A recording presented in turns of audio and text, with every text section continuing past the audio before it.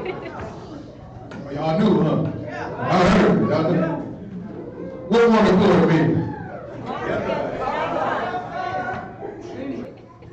We doing this for y'all, right? Want to go? All the same. Come on now, let's get it.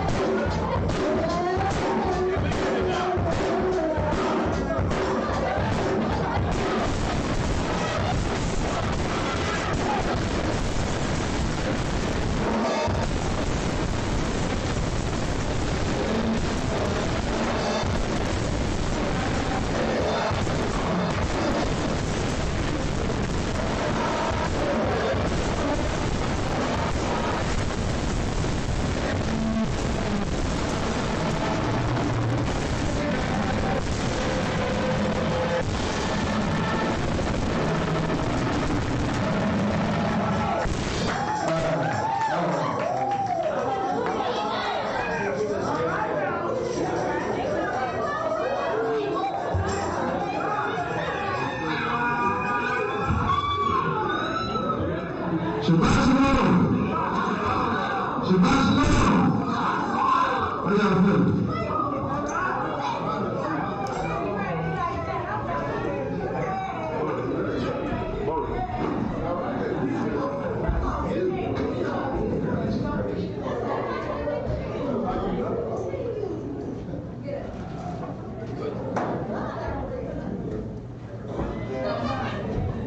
How you turn it around? That's the walls.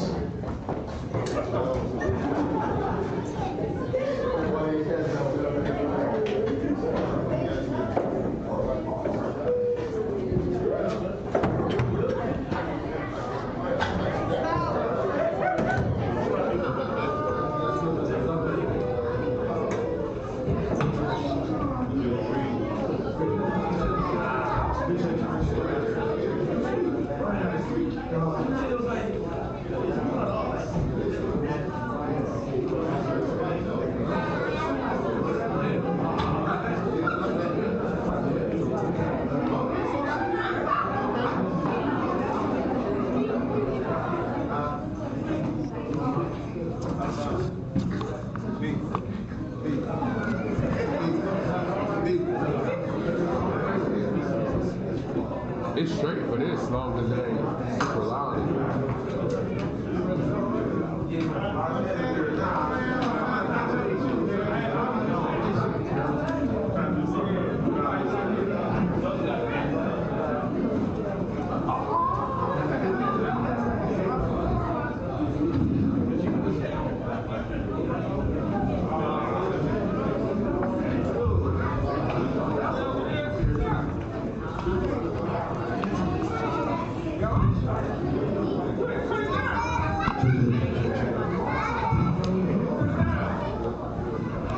What happened to the piece that?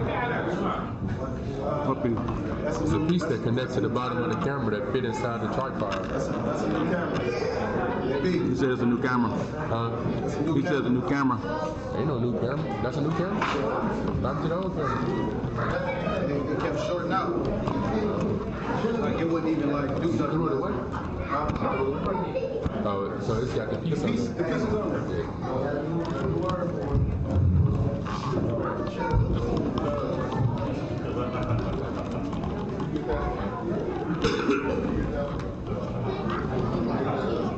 Tell her I said make you some tea. Alright,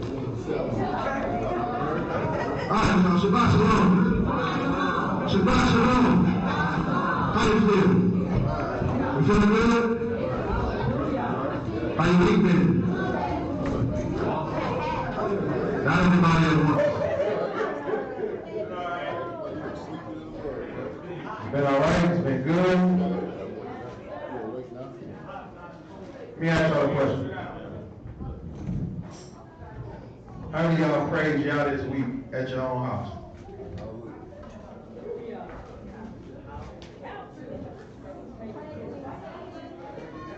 Praise you, pray. The whole nine.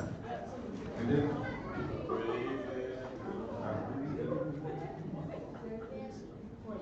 It's decent. We were going through some sound issues.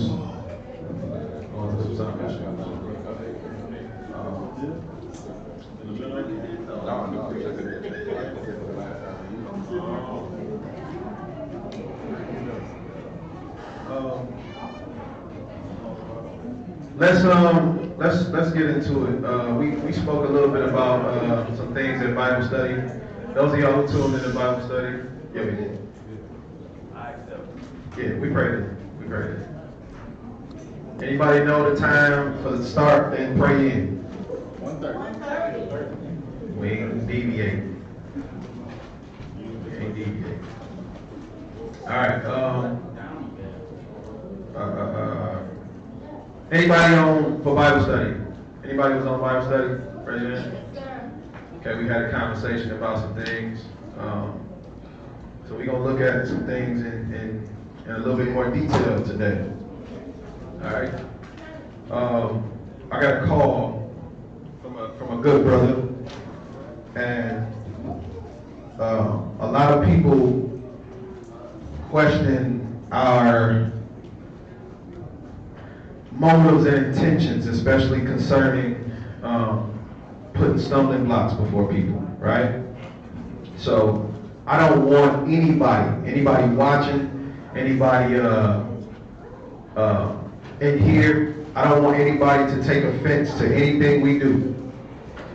So we're going to have to talk about stumbling blocks. We're going to have to actually get into the word, dive into them, see what they are, and what we do about creating or taking away stumbling blocks for people. All right? Can anybody in here tell me what a stumbling block is? I can. No, not you. What's a stumbling block? Something that will cause you to fall or turn to the left or to the right.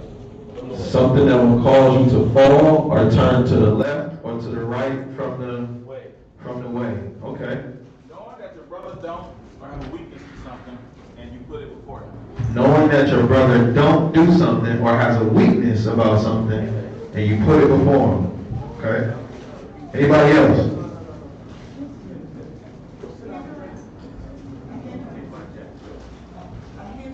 A hindrance, okay. What else? What is a stumbling block? Anybody? A challenge? A challenge, what do you mean a challenge? Who said a challenge? What do you mean challenge?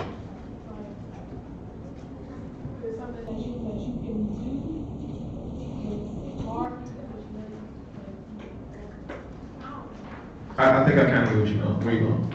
A weakness that you have. A weakness that one has. Okay. In the case of Mashiach, some people allow a truth to be a stumbling block, something they don't want to deal with, and they cause it to make them stray from what they should be doing. So a truth that people allow to be a stumbling block because they don't agree with it. That's a different kind. That's a different kind of stumbling block. Right. All right. It shouldn't be, but it's the way you perceive it. You let it be a difficulty for you to miss the whole point. I like it. Okay. I like everybody's answers. Okay? Well, let's get into it. Right? We gotta let the scriptures talk, we gotta let the scriptures walk. And the only thing that we can do is follow the what? Word. Follow the word. Okay? Romans chapter 14 and verse 13. Matter of fact, before you get that, give me Romans chapter 15 and verse 4.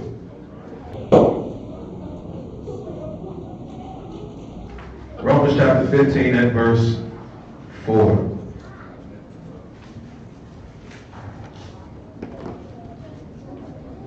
Romans chapter 15 and verse 4. For whatsoever things were written before were written for our learning. He said the things that were written before were what? Written for our They learning. were written for our learning. What does that mean? We learn from them, the things that happened before. The stuff that's recorded, learn from. This is what to do and what not to do. Come on.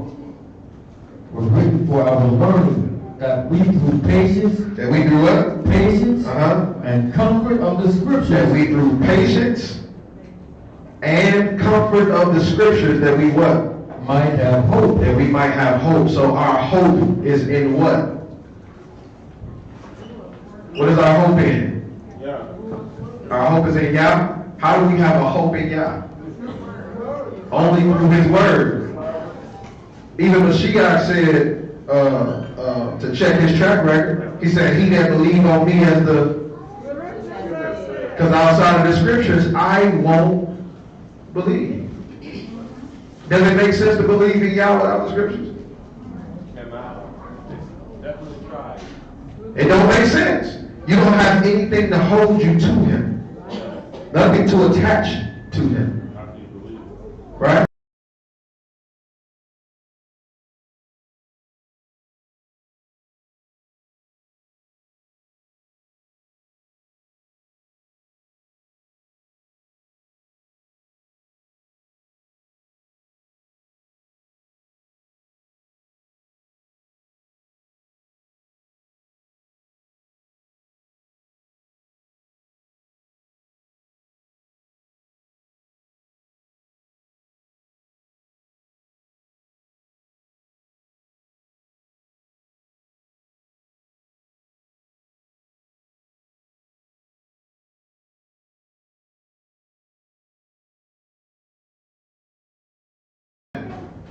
And I said, well, that's cool and all, but where's the history of your clients? I only ask that because I'm not about to spend money with you and shop with you if I don't know the work. Right? Same thing with y'all. Y'all ain't know, he put his work out on the street, but he got something to back it up. Right? He ain't selling bad dope. Right? Come on. And how then shall they call on him whom they have not believed? And how shall they believe in him of whom they have not heard? And how shall they hear without a preacher? Without what? Without a preacher. So somebody that preach, what are they preaching? They preaching what he pointing at me? And what he's pointing at me? I'm a preacher, yeah. Right? But you need the word. Right? You need somebody who's skilled in the word to instruct you on the word. Well, I let the Holy Spirit teach me. Yeah? I'll let the Holy Spirit teach me. I don't need a man to teach me nothing. No private. The Holy Spirit works through a man. We got to kill that type of stuff. Right? That ain't book. Don't have a book for that. Come on. And how shall they preach? Hold on. No, go ahead. I'm not opposed to what you're saying. It's just I'm with you. in my mind. So, you know, people do say that the Holy Spirit helping me, rather than taking me to the teacher, or taking me to the teacher. But the Holy Spirit helps the teacher understand. Like, who taught the teacher? You know what I'm saying? It all come through the word. Everything is through the word, right? So, for example, you have Moses, right? Or Abraham. Let's Abraham. Let's use Abraham. Who taught Abraham? Yeah. Who taught Moses? He went up on the mountain and he got the word direct from who?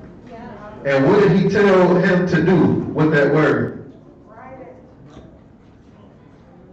Put it on these, write this testimony out. But then, when you go to the people, thus shall you say unto the children of Israel. Right? So, he was influenced, spoken to by Yah, and he pressed the word, right? So now, jump over to, get the story of Lazarus. The rich man in the bakery. Let's look at something real quick. We're going to jump into that. I just want to address this real quick. Let's see.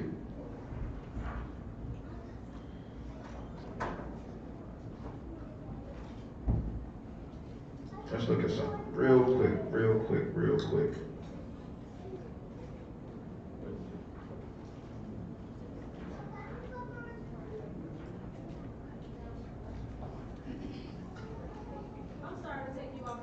No, it's not off track. I just wanted to just say, because, you know, if the teacher can teach us, because he reads the word, we can still understand it the same way the teacher understands it. But I do believe that I shouldn't teach it, because I'm not negating what he's saying. But people will say that. Yeah, we'll address the whole line. Whole line, yeah. Right. We go to Luke 16 and 19. There was a certain rich man which was clothed in purple and fine linen and fared sumptuously every day. And there was a certain beggar named Lazarus, which was laid at his gate full of sores, and desiring to be fed with the crumbs which fell from the rich man's table. Moreover, the dogs came and licked his sores.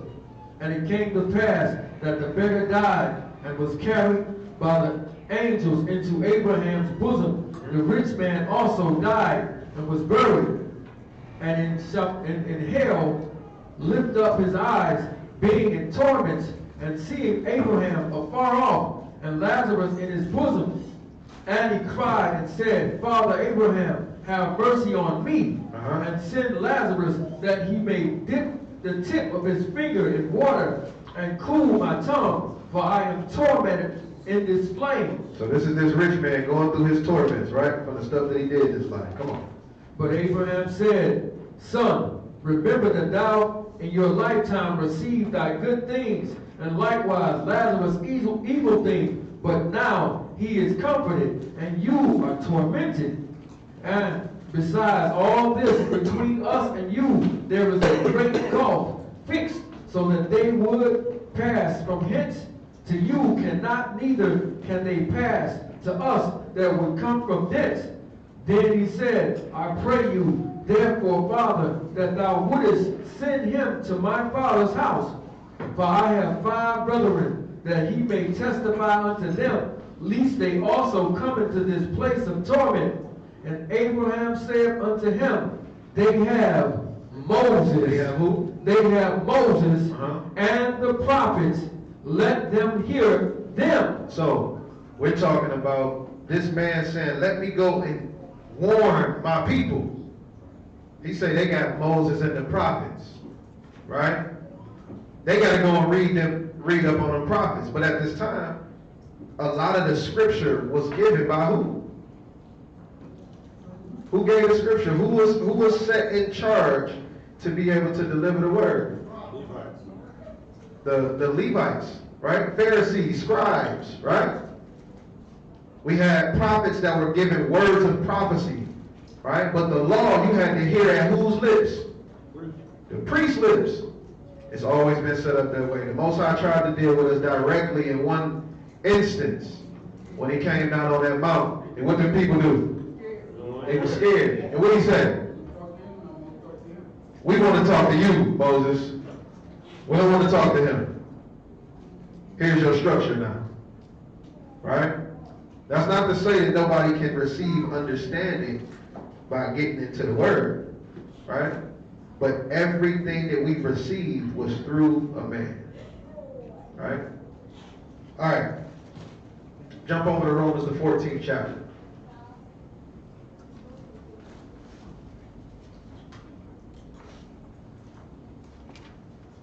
Sometimes when people read the text, even though they're reading it, it don't resonate with them, right? Sometimes you need somebody who understands dark sayings or dark sentences. What does that mean? Somebody who understands Proverbs and the things that are mentioned in the scriptures that are mysteries. Sometimes you need those people to explain certain things to you for you to get it, right? And a lot of people try to move away from that. But there is no getting away from it. Because even if you're at home, what you doing? I'm on YouTube, Instagram. I'm somewhere getting something from somebody. Right? I'm Googling. And the reason why you need these resources is because sometimes, I'm sorry, Isaiah chapter 29 verse 11. I'm sorry. All the scribbles you put on, I'm sorry. I'm responsible for all that. I got white out. You know what I'm saying? I got white out. Isaiah what? Isaiah 29. Pick up at verse 10. Isaiah chapter 29 and verse 10. Come on. For Yahuwah hath poured out upon you. Upon who? Upon you. You talking about the children of Israel. He said that poured out upon you what? The spirit of deep sleep. Of what now? Of deep sleep. Come on. He have closed your eyes. He have done what? Closed your eyes. This is going to mean something coming soon in this lesson. He said he's closed your eyes. So if your eyes are closed, that means you're what? Sleep. What else? Blind. Blind. Come on. The prophets and your rulers, the seers, have he covered. He said the prophets and the rulers, the seers have he covered. Come on. So if he said, I closed your eyes and the prophets and the seers' eyes have I closed, who was you getting the word from? You was getting it from them. Come on. And the vision of all is become unto you as the words of a book that is sealed. That is what? That is sealed. Come on. Which men deliver to one that is. Which what? Which men deliver to one that is learned. That is who? That is learned. Why would they deliver the book to a person that's learned? So they can get some understanding. Come on. Saying, read this, I pray you. And he saith, I cannot. He said, I can't read this. What do you want? For it is sealed. It's what? It is sealed. I ain't got no understanding on this. And that's okay. Come on. And the book is delivered to him that is not learned. That is what? That is not learned. Now the people who you would go to get the information, because they don't know it, now I got to take it to somebody. We going to Joe Blow. Joseph Smith. Oh, Joseph Smith. Come on. And the book is delivered to him that is not learned, saying, read this, I pray you. And he saith, I am not learned. I what? I am not learned. I'm not learned. Come on. Wherefore the master saith, for as much as this people draw near me with their mouth and with their lips do honor me, but have removed their hearts far from me. Their hearts being far from him contributes to them being blind to his word. Right? Come on. And their fear toward me is taught by the precepts of men. By the who? By the precepts of men. By the what? By the precepts of men. By the precepts of men. So that means that people are teaching them their own version of a law. Yeah. As opposed to what's written. So when we, again, this is going to make sense when we're talking about the stumbling block. Right? Come on.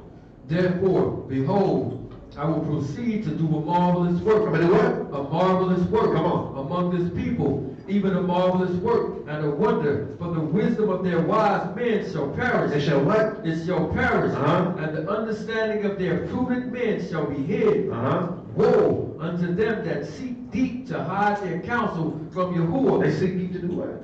Hide their counsel from Yahuwah. Again, this contributes to you not having understanding. Because you're trying to hide things from Yahuwah. What is this called, y'all?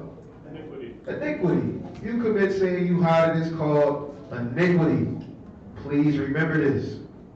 We're going to get this up. Come on. And their works are in the dark. And their works are where? In the dark. When something is done in the dark, you typically can't do what?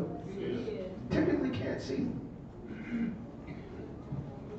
Come on. And they say, who sees us? They say what? Who sees us? Who can see us? Come on. And who knows us? And who what? And who knows us? Come on. Surely the turning of things upside down shall be esteemed as the potter's clay.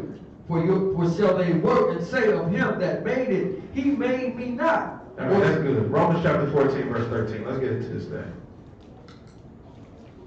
What's one thing that y'all shall hold on to? Being what? Being blind. Not being able to see. It's going to mean something here. Romans chapter 14 at verse 13. We're talking about casting stumbling blocks. Okay?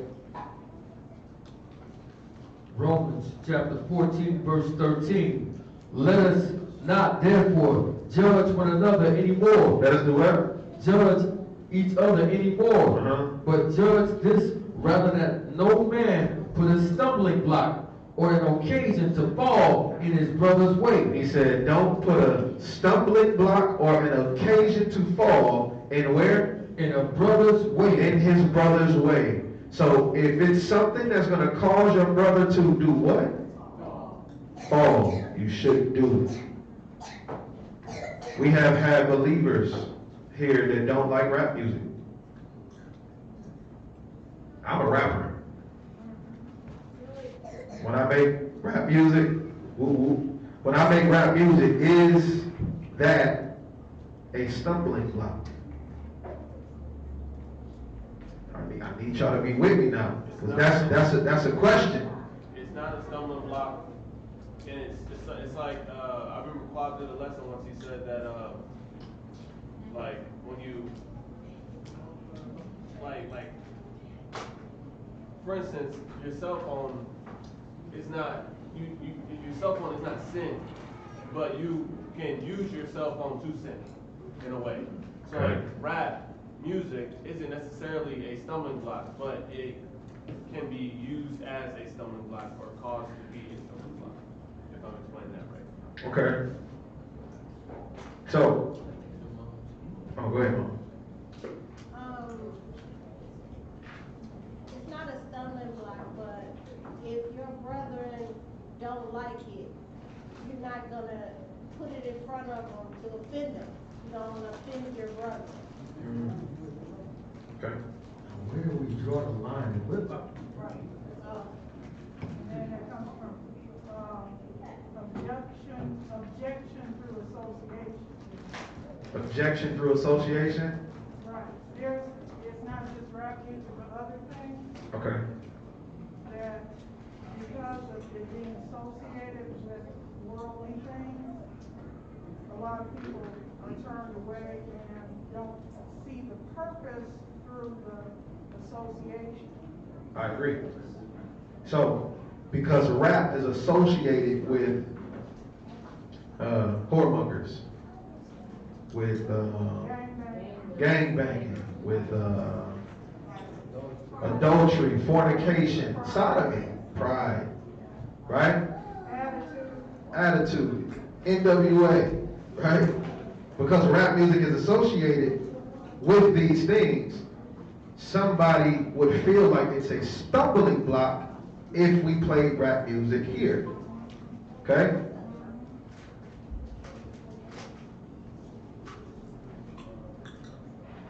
What is singing associated with?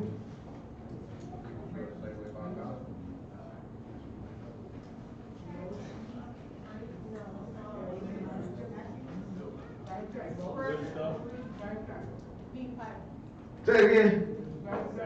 Same thing. But preference becomes law at times. Right? Preference becomes law. They're both I've heard some of the worst Singing. My gosh coming up. Okay? Blues.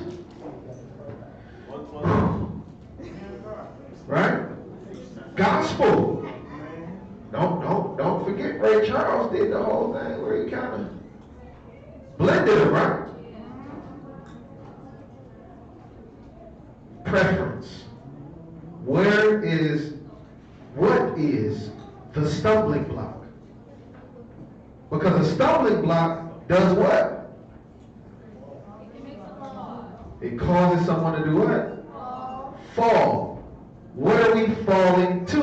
Our weakness. Your weakness? Pleasure? But what is the fall? That's what we got to figure out. Say it again. Sin. Sin is the fall. So when somebody puts a stumbling block before you, it will cause you to sin. Oh, not just because you don't like it. It's not just because you don't like it. Okay? Now, I brought up a great point. Talking about offense. Now, something may cause offense to your brother or to your sister, and then it's up to you whether or not you are going to continue with the offense, right? But we got to deal with stumbling blocks, right? Romans 14:13. Again.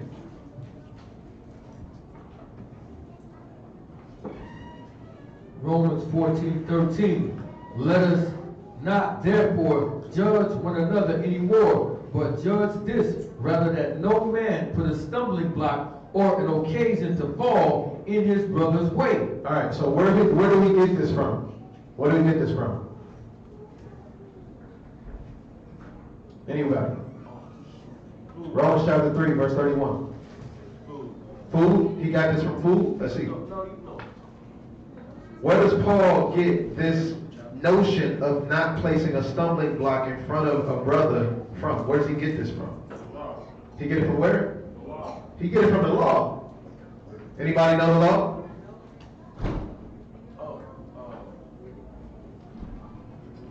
We'll get it. Romans 3:31. When Paul speaks, we got to understand that he's coming from a particular place. People use this verse and verses associated with it to make stumbling blocks anything. But they're really talking about preference. So we got to deal with it. Come on. Romans 3:31. do we then make void the law through faith? Elohim forbid. Yea, we establish the law. We establish the law. That means that the things that we speak, the things that we deal with are supposed to do what? Establish the law, what we believe. Leviticus chapter 19. And let me ask you a question. Go ahead. Where is the law contained from to what? Say it again. Where is the law? Where is the law contained? Repentance of Genesis to Deuteronomy. From what? From here to where? Your heart. Talking about Okay, you like you there, but you like there, like just like down here. We try. You know what I'm saying? I'm with you. Genesis to Malachi. Genesis to Malachi. It is from Genesis to Deuteronomy. That is the law. The law. So you can't say if Ezekiel said this is the law. You can't say if Paul said this is the law. You can't say if Peter said this is the law. The law is from Genesis to Deuteronomy. That is the law. So we have to be able to establish the what? The law. All right, so let's talk about this. Leviticus 19, verse 14.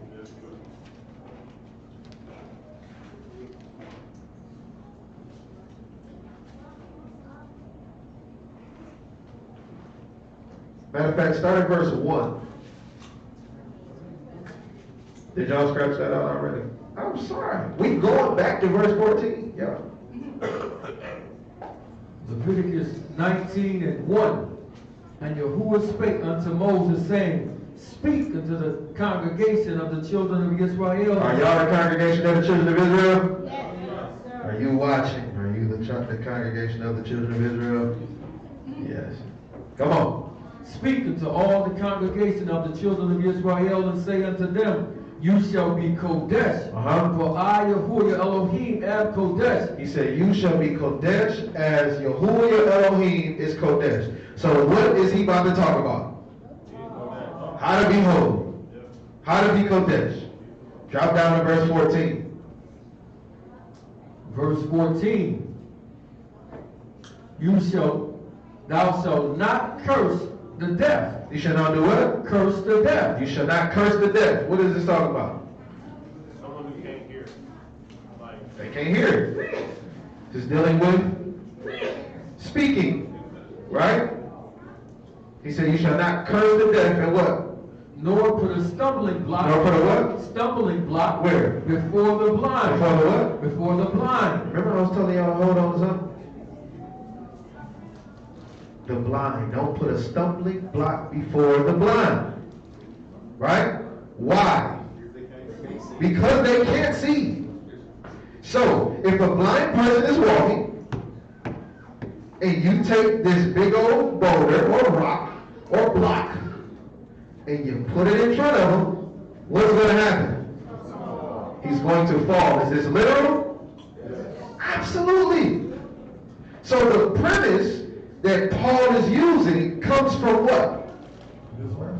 Comes from the law. It comes from something physical. So somebody that is blind and can't see, you put something in front of them, they will, because you're actually doing it maliciously. Your intent is for them to hurt themselves. So if you know something is bad and they don't, and you stick it in front of them anyway, If you know something is bad, and the person that you're dealing with doesn't, and you place it in front of them, what are your intentions?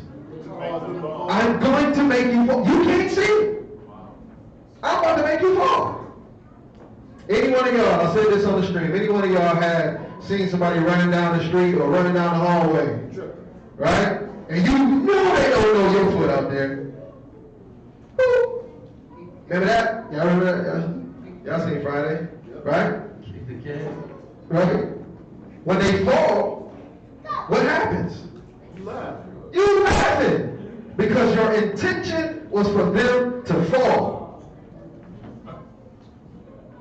Genesis chapter 3. what if you know That's what we got to get to. If you know something bad, you don't care that it's bad. You are a devil. Yeah. You're not doing it maliciously. You like, it's not bad. It ain't killing me right now, so I'm gonna go ahead and eat it. Okay, wait, say that again. Say that again. It's like you're not doing it maliciously. You like, it's not killing me right now, so I'm gonna go ahead and eat it. It says I'm gonna eat it. I'm gonna give it to you too, because I don't care that it's bad for me. Yeah, that's putting a stumbling block in front of you. You don't care if it's bad. So I'm gonna just go ahead and we get to it. Genesis chapter 3. Isn't this about sin though? Absolutely. No, well, here, the physical part, right? The physical part here is literally, this is how you deal with your brother. You see a person that's blind. That making them fall is the sin, right? Yes. So we have to take into account, matter of fact, look up that word stumbling block. We have to take into account what the principle of this is and how it relates to sin, transgression, and iniquity. How it relates to your brothers that actually have eyes. Because the principle is there. That doesn't mean that somebody can't put a stumbling block in front of you just because you can physically see. So we got to deal with this in the way that we are supposed to. Okay? Stumbling block. Stumbling means or occasion of stumbling. Stumbling block. Obstacle. A what? An obstacle. Okay. Enticement. A who? An enticement. An enticement. Malicious intent. Right? Go ahead. Specifically, an idol. A who? An idol. Putting an idol in front of somebody. Come on. Scope. Cause to fall. Offense. Think. Did you say do what? To fall. An offense. To cause an offense. So this offense that this is talking about actually deals with what? Sin. Come on. That's the end on that? Thing offered. Ruin. Ruin. Stumbling block. All right. Genesis chapter 3. Pick it up at verse 1. Genesis chapter 3 and verse 1. Yep. Now the serpent was more subtle than any beast of the field which Yahuwah Elohim had made. And he said unto the woman, Yea, have Elohim said, You shall not eat of every tree of the garden? Is his question a stumbling block? No. Say it again? No. No. Why would his question be a stumbling block? She knows the right answer. Trees of the garden. But of the fruit of the midst of the garden, Elohim have said, You shall not eat of it, neither shall you touch it, lest you die. No stumbling block here. And the serpent said unto the woman, You shall not surely die. Uh-oh. What did he say to her? You shall not surely die. Now, is this a stumbling block? Why would this be a stumbling block? Because she's unsure. Keep reading. No, it's not a stumbling block. She knows she's gonna die. Keep reading. For Elohim do know. Hold on, wait, say that again. She knows she's gonna die. She understood that the what was given to her was, we can't eat it, neither can we touch it, lest we die. Keep reading. For Elohim do know that in the day you eat thereof, then your eyes shall be open. Then your what? Your eyes shall be open, and you shall be as gods, knowing good and evil. That's a stumbling block. There's the stumbling block. Yes. That's what she's not in the know about. What was told to her was don't eat it, or you gonna die. He presented a separate piece of information that would entice her to do something. He said that in the day that you eat thereof, then what was going to happen to you? Your eyes shall be open, and you shall be as gods. Alluding to what? That you're blind. Yes. Your eyes will be open. Y'all know the serpent know the law. Right? He says, in the day that you eat thereof, your eyes shall be open, and you shall be as what? Elohim. Elohim doing what? Knowing good and evil. Knowing good and evil. Right? We know that this is deciding good and evil, right? Who is he talking to? Talking to Eve. Directly to the woman. Is he talking to Adam? He's talking to Eve. Right? According to Paul, it said that Eve was what by the serpent? What's the word that he used? Beguiled. What does the word beguile mean? To deceive. Deceive. Tricked. Right? She took the bait. She failed because she was ignorant to it, blind to it. But did she truly believe what was said to her in the first place? No. She couldn't have truly believed.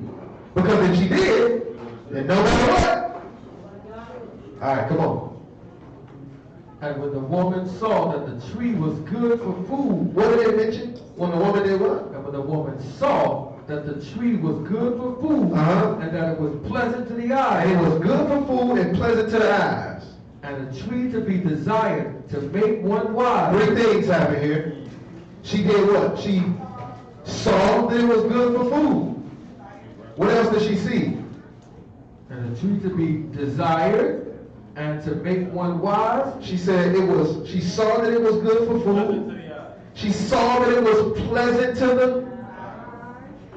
And she took of the fruit thereof. Hold on. What you got?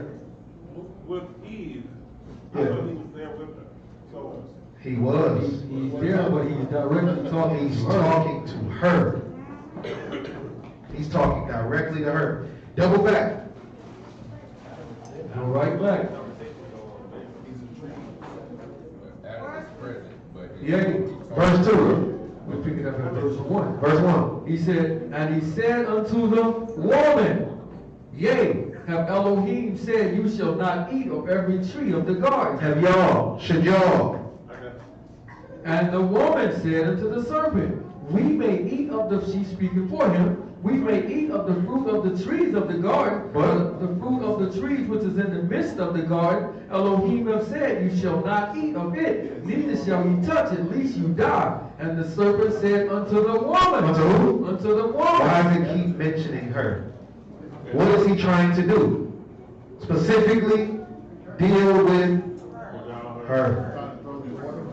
Right? The order already thrown off. Because Adam was supposed to do what? What was his job? Guard the garden. Guard the garden. Right? Address me.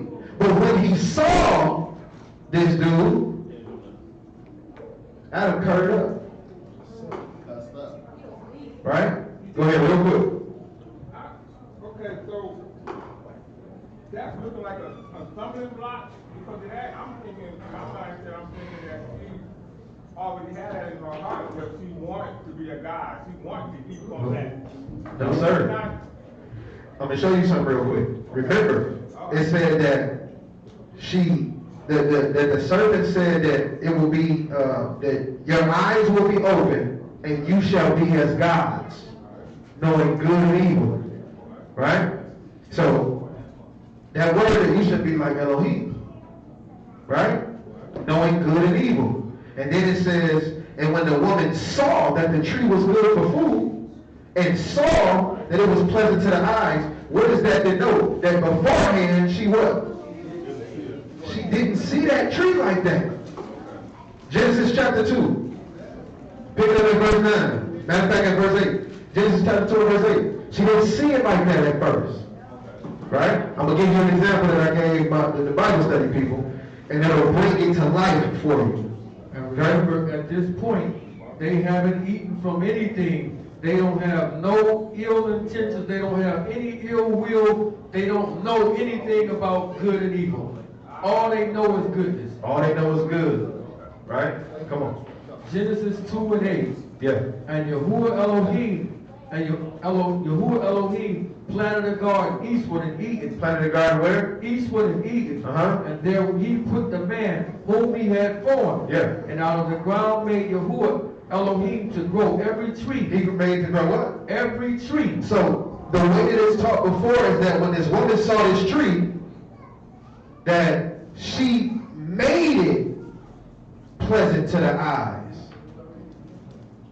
But let's see what it says. Come on. that is pleasant to the sight. He said that he made every tree there what? Pleasant to the sight. So that means that tree was already what? It was already pleasant to the sight. What else? And good for food. It was already good for food.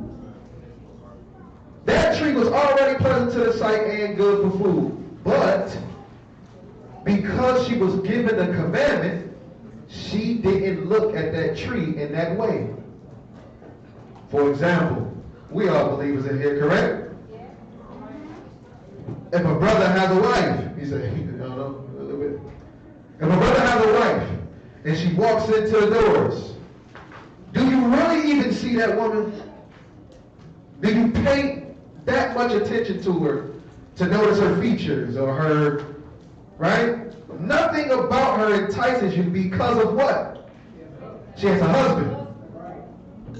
Now what happens if she walks in one day with some skin-tight clothes on and her husband say, hey, baby, you look good. We're going to go ahead and go to bed. What happens in that event when she walks through those doors and she's wearing something that is skimpy? Now that woman that you didn't even pay attention to in that way is right in front of you, and what is that to do? Now once you see it, there may be thoughts that arise that never were there before. Now you see that woman for something that you never saw her for before. Because the information is different. Before she had on this flowy dress. But the information is different. It was presented to you in a different package. She came with the tight-fitting clothes on this time. Right? Now there are different thoughts. So she has caused a stumbling block before these men. Right? Now, it's up to that man whether or not he's going to continue with that thought. Say it again. Say it again. Right? But this is where accountability plays on both parts. That man is at fault because he didn't tell his wife from jump, don't wear that. That woman is at fault because she knew what type of attention she was going to get and walked through the doors like, oh. Yep, she looked at herself in the mirror and looked at it. I'm going to kill him with this one. Right? I want them to see my gains. This how she gonna hide it though. I just want to show the girls. I want them to see. I'm gonna show them. Yeah, I'm gonna have a shawl over it. Right? So now we understand when Adam didn't guard the garden, that man came in talking to his wife, and he didn't protect what he was supposed to. So now, when she sees this tree in a different light, it's because different information was presented to her. Does that make sense? Now, it said that she saw that the tree was good for food, but it was already good for food. She saw that it was pleasant to the eyes, but y'all made it pleasant to the eyes already. It was the law that blinded it from her.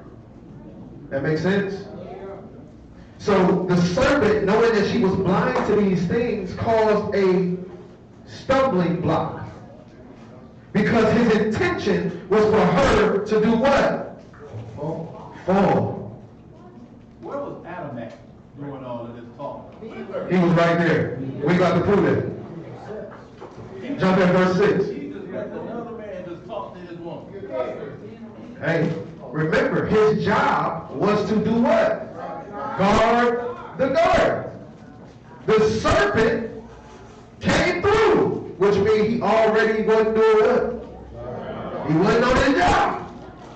So now once the man is out of order, everything falls out of place. Right? Genesis chapter 3 and verse 6 again. Come on. And when the woman saw that the tree was good for food, and that it was pleasant to the eyes, and a tree to be desired to make one wise, she took of the fruit. Did what? She took of the fruit thereof and did eat. She took the fruit and ate. What was the stipulation for this? What was it supposed to do? It was to make her Elohim, a God, right? Open her eyes, make her Elohim.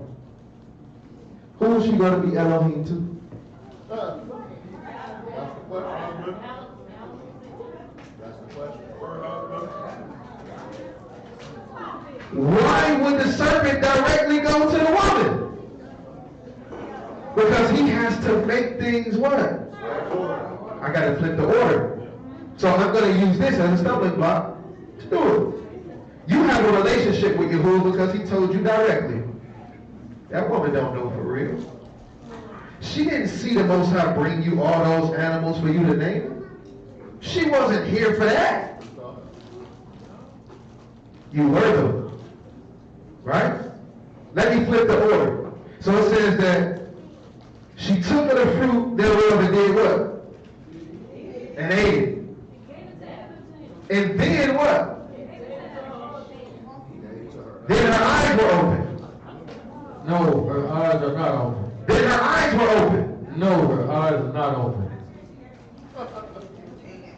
It says she took of it and then her eyes were open. That's what the servant told her. Her eyes were open. No, they weren't. What happened? Nothing happened when she ate it. Nothing absolutely happened. Why? What was she trying to do? Nothing happened. It said that she took and then she ate, and then what happened? And did eat, and gave also unto her husband that was with her. Johnny, you see that? Where was Adam at? Gave to her husband that was with her, and what? And he did eat. Now he ate, and then what happened? And the eyes of them both, were open. And now their eyes are open. Because what were they before if their eyes wasn't open? Was blind or something. The eyes of them both were open, and what?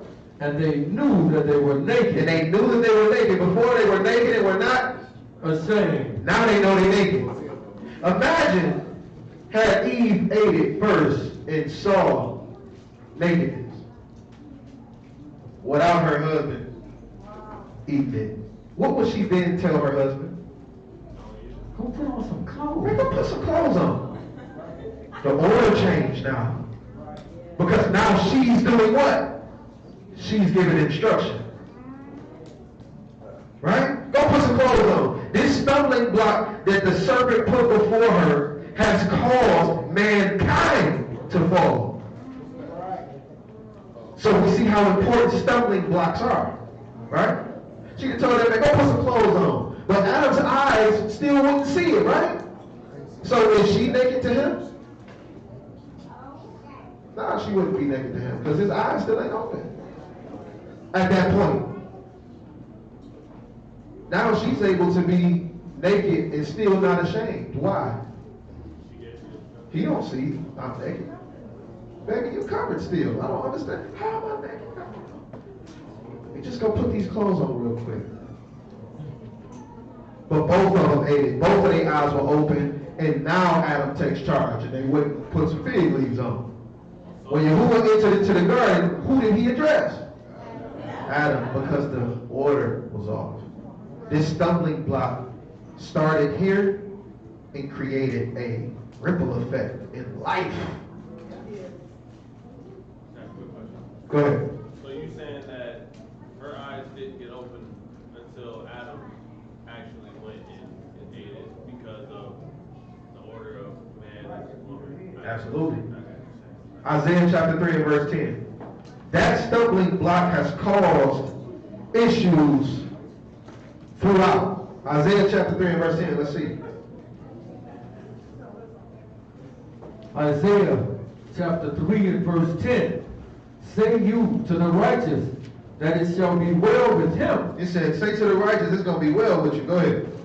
But they shall eat the fruit of their doing. He said, the righteous are going to eat the fruit of their doing. Come on. Woe unto the wicked. Woe to the who? The wicked. Come on. It shall be ill with him. For the reward of his hands shall be given him. As for my people. As for who? As for my people. Come on. Children are their oppressors. He said what? Children are their oppressors. As for my people, do we see this going on right now? It says children are their oppressors, and what else? And women. And women what? Rule over them. Women rule over them. What did Yahuwah tell Eve in the garden after she did what she did? Your desire gonna be to your husband, and he shall. He had to make it a precedent because I know what you're trying to do. I know what you want now. And what has that caused in life after this? Same thing. Women trying to usurp authority over men. But we also see men not stepping up and taking a rightful position. Ain't no different. We got Adam and all the Adamites. Okay? We got Eve and all the Evettes. Okay? The Evilites. The Evilites. Wow, evil. Ain't it evil to live backwards? Because evil is live backwards. But you have all of these Adamites, right?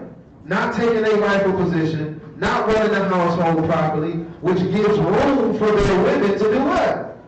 Now she gonna rule. But that stumbling block caused that. Adam could have prevented that. Ezekiel chapter 3, verse 20.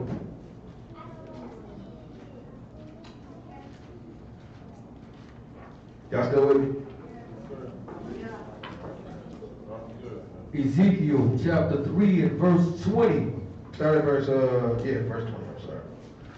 Again, when a righteous man do turn from his righteousness. He said when a righteous man do what? Turn from his righteousness. No. Start at verse 18. Let's get the whole thing. That is Ezekiel 3 and 18. Start at verse 18.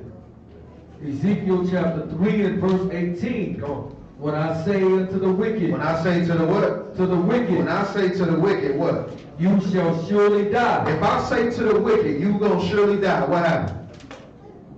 He gonna die. He gonna die. If he do what the Most High said he shouldn't do, he gonna die. He said, if I say to the wicked, you shall surely die, what happened?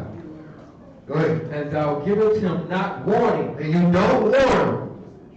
Nor speak to warn the wicked from his wicked ways. He said, if you don't speak to warn the wicked from their wicked ways, what's in front of this wicked person? A stumbling block. He's telling you to warn him. So all that talk about all these Gentiles is doing this and they evil as hell, I ain't telling them about no law. You are going to pay for that. So if I know something bad and I see you doing it, if I don't say nothing to you, like, hey, no, that ain't cool. I'm at fault. You're at fault because you see that they doing what? Even if they see it. So I'm just asking the other day. Is that your brother and sister, or for everybody? You know, that's something you can't really. Read it again. When I say unto the wicked, you shall surely die, and thou givest him not warning. So, read verse 17 so we can get some context. Son of man, I have made thee a watchman unto the house of Israel. Therefore, hear the word at my mouth and give them warning from me. He said, I've made you a watchman over who?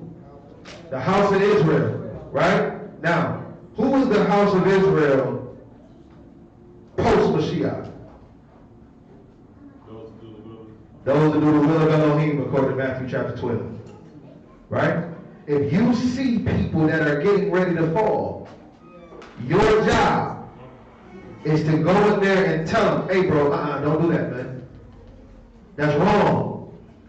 That's your job. Because if you don't, you got to pay for that. Come on. When I say unto the wicked, you shall surely die, and thou givest him not warning, nor speaks to warn the wicked from his wicked ways, to save his life. To save what? To save his life. You don't care for their soul.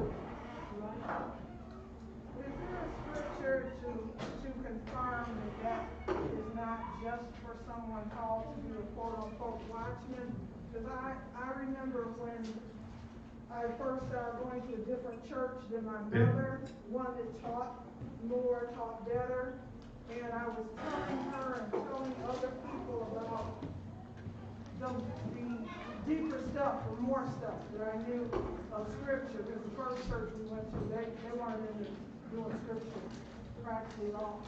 So when I would tell other people about what the Scriptures say, pointing it out or whatnot, you ain't my pastor. She would say, yeah, and my mother rebuked me for it and said, you shouldn't be telling people about, and I was just telling them what Scripture said, not preaching to them, you know what I'm saying? Yeah, Just so- leave that to the pastor. So everybody was like, you just invite them to. We gonna walk that up. So the question is this universal or is this just talking about a pastor?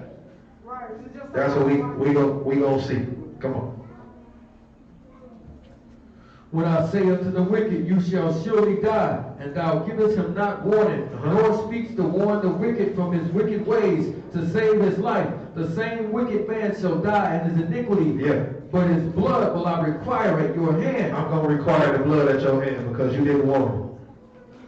You didn't tell them not to do what I told them not to do. I'm gonna require their blood at your hand.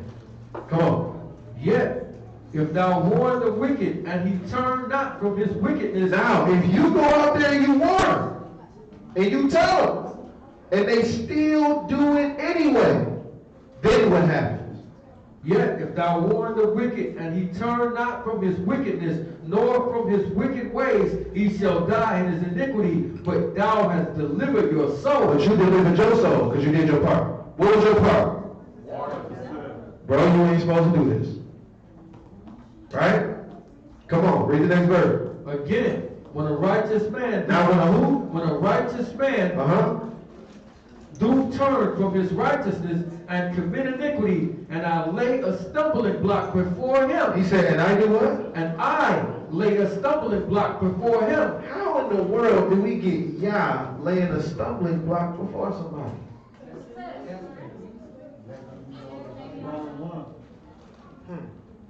What was your question real quick? What you got?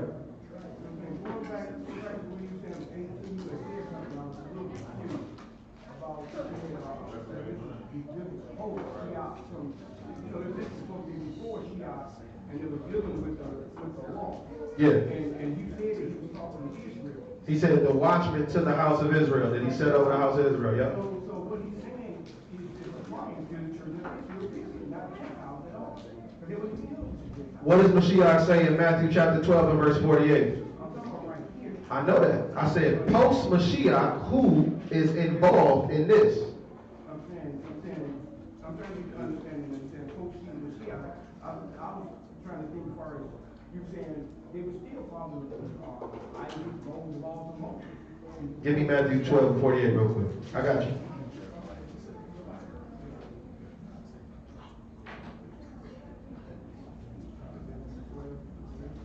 Yeah.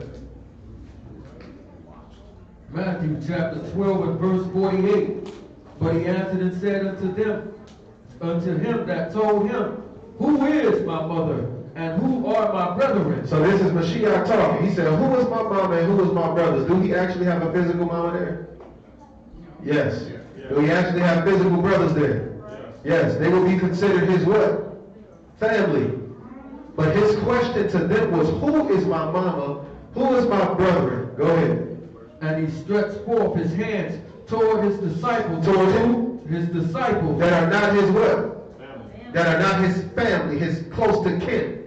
And he says what? And says, behold my mother and my brethren, for whosoever shall do the will of my Father, which is in Shamayim, the same is my brother and sister and mother. So he said, if you do the will of Elohim, you family. Right? So if you see somebody, whether they Israel or not,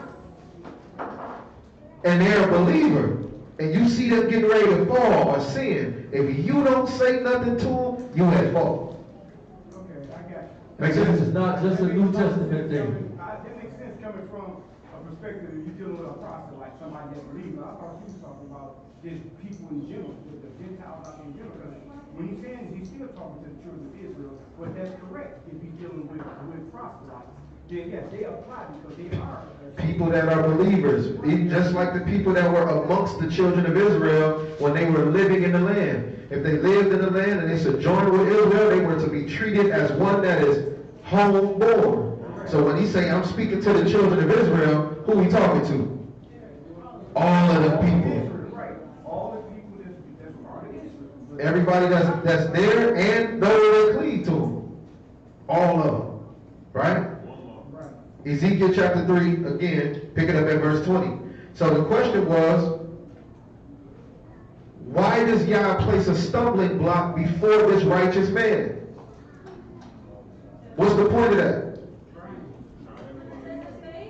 To test his faith? No. Righteous man being Ezekiel, right? Uh-uh. Oh, okay. Ezekiel 3:20. Tap your neighbors. And again, when a righteous man do turn from his righteousness. So a righteous man is somebody that's doing what? Doing the will of the Father. Somebody keeping the commandments.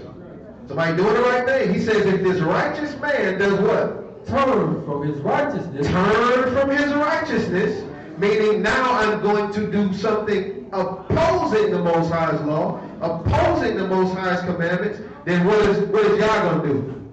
He gonna give him over. Read. And to commit iniquity. And they commit iniquity, meaning they sin, they know they sin, and they're trying to do what? Cover it up. They're trying to cover it up. He says that what? And I lay a stumbling block before him. And I lay a stumbling block before him. Why did he lay a stumbling block before this person? Because he didn't do the right thing? To cause him to fall? Because he didn't repent? To bring him back?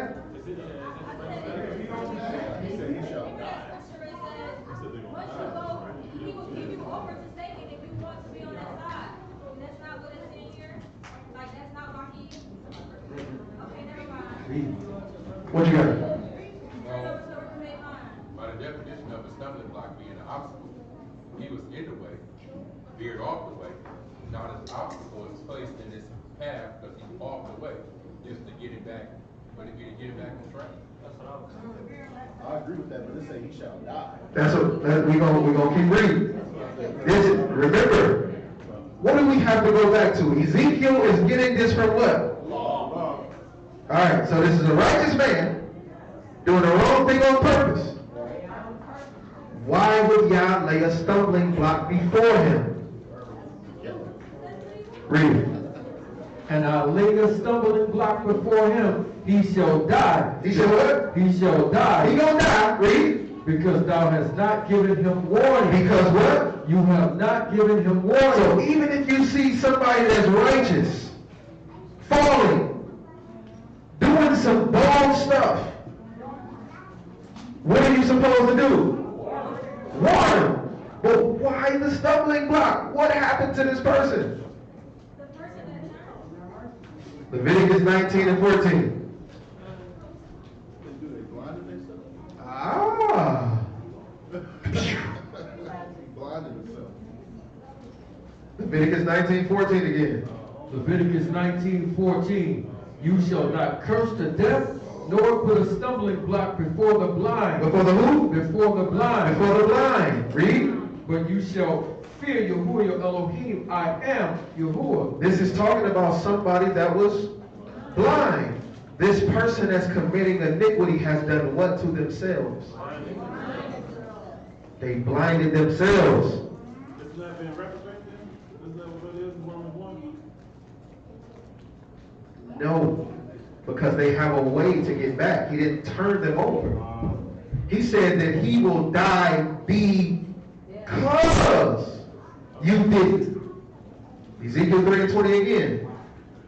Ezekiel 3:20. Again, when a righteous man do turn from his righteousness and commit iniquity, and I lay a stumbling block before him, he shall die. He shall what? He shall die, Because thou hast not given him warning, and he shall die in his sin, and his righteousness which he hath done shall not be remembered. So you saw this righteous person on some folly. You didn't stop him. I put a stumbling block there. Right? They gonna die. If they don't turn from it, they gonna die anyway. But you had the opportunity to help. You had the opportunity to stop them. You had the opportunity to step in. But because you saw that they was righteous at one point, or what they was doing was righteous at one point, you felt the need not to jump in there and say nothing. Now, I'm putting his iniquity on you. So that's the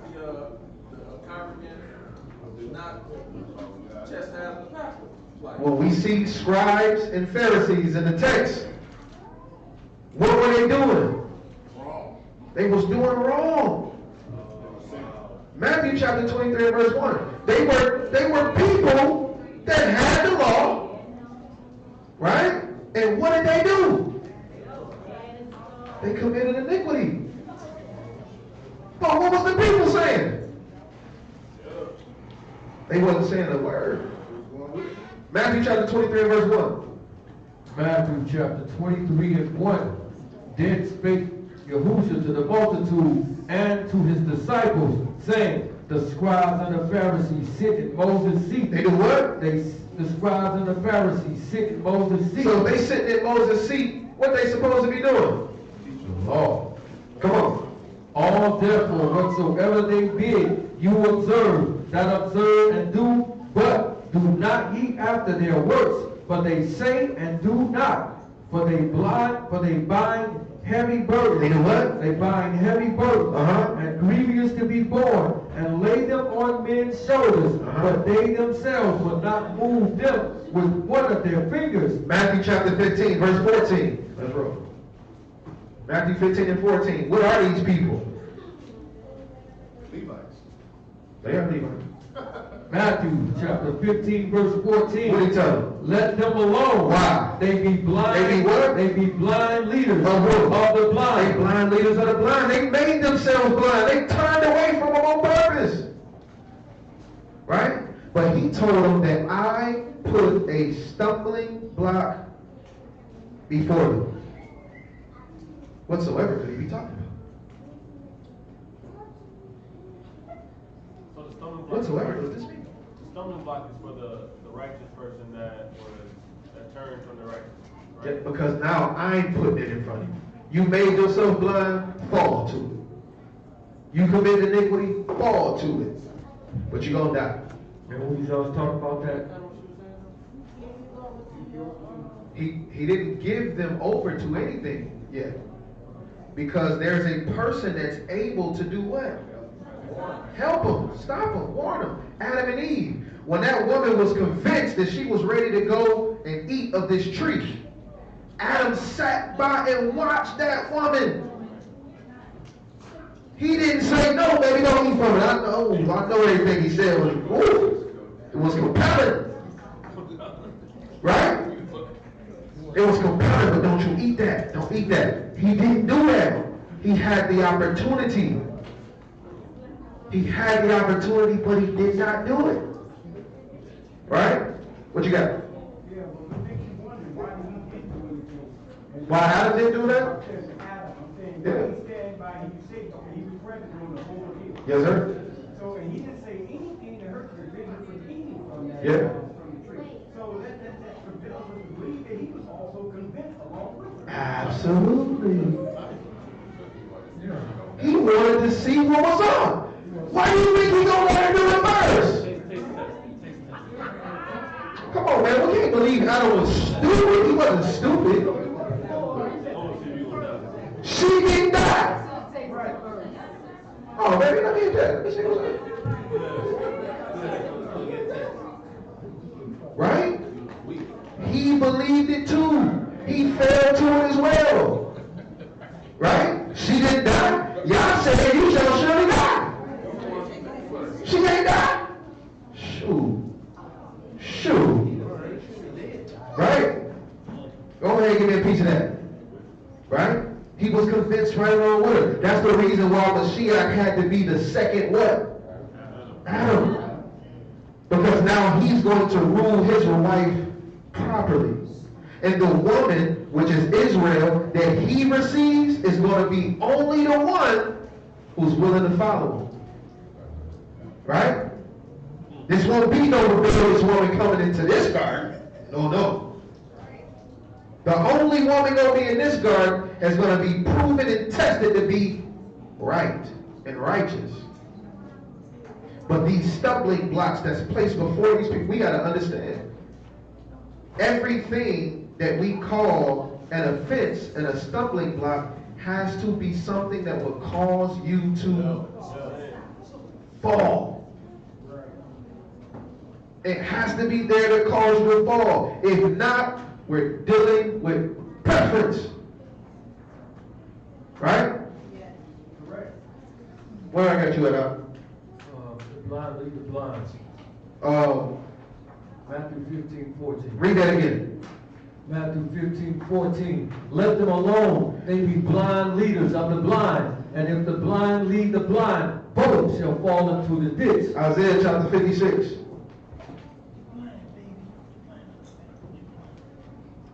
Isaiah chapter 56. Did you answer the question why they got stumbling block? Did I answer? Yeah. I did. Oh, what was the answer? Oh, they made themselves blind.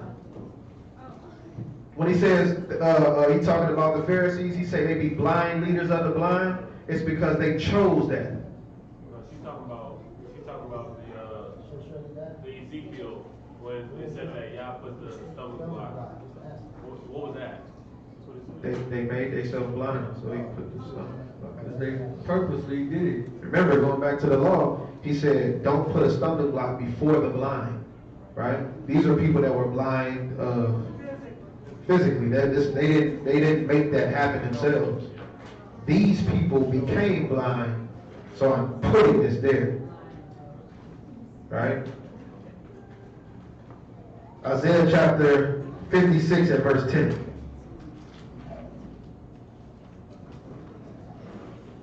Isaiah chapter 56 and verse 10.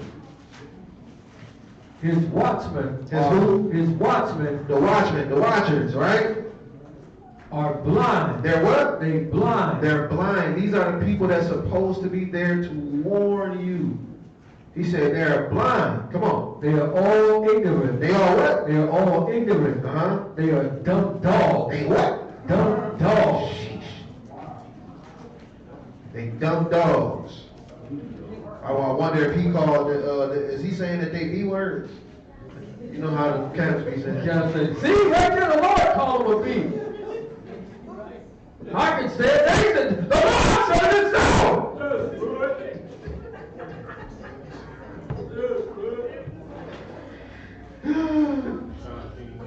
They are dumb dogs.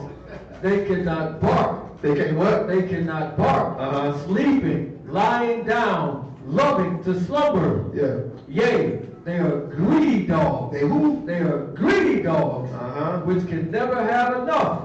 They are all shepherds that cannot understand. They all look to their own way. They look to their what? Own way. Remember when we was talking about Isaiah chapter 29, when he said that these people that you're supposed to be able to go to and get the word from, how they blind to it, you can't get no information from them. Why? Because they did it themselves. He said, if you speak not according to this law and to this testimony, there is no light in you. So if you're in the midst of darkness, then what are you? You can't see. Right? Come on. Every one for his gain from his quarter. Come ye, say they, I will fetch wine, and we will fill ourselves with strong drink. They said, we going to fill ourselves with it. We ain't going to feed the people. That's what you got going on a lot of times. They not going to feed the people what? Read. And we will fill ourselves with strong drink, and tomorrow shall be as this day, and much more abundant. He said, tomorrow going to be like today. We going to get rich. We going to get fat. We going to drink everything we want to drink, but we ain't going to take care of the people. These are blind leaders of the blind. Ezekiel 3:20 again. Because he said he was going to lay a stumbling block before them. What is this? So is that like Proverbs where it says the dog Turns back to his own. People is folly over and over again. Yep. Now remember, at a certain point in time, he gonna turn you over. But at this particular point in time, there is an option, or there is still hope for this person. Because somebody can intercede. Adam didn't intercede. Ezekiel 3:20. Ezekiel 3:20 again. When a righteous man do turn from his righteousness and commit iniquity and say, and I lay a stumbling block before him, he shall die because thou hast not given him warning. He shall die in his sin. and his righteousness which he hath done shall not be remembered, but his blood will I require it at your hand. Nevertheless, if you warn the righteous man that the righteous sin not, and he do not sin, he shall surely live, because he is warned. Also, you have delivered your soul. You deliver what? Your soul. You delivered yourself. When you help somebody else in that regard, you're actually delivering yourself. If you choose not to, you choose not to step in, you don't like him no way. Yeah, go ahead. I know he about to look. You know, look, he holding her hand right now. He about to take her to the crib. Crazy. Watch. He gonna do that. He doing it. And I'm gonna blast him. Watch. I'm gonna blast him out. Hey, y'all, look. This happened, this. Right? The same issue that they're gonna receive from y'all, it's the same one you're gonna receive. Because either you're gonna be the one to put the stumbling block there, or leave the stumbling block there. You choose.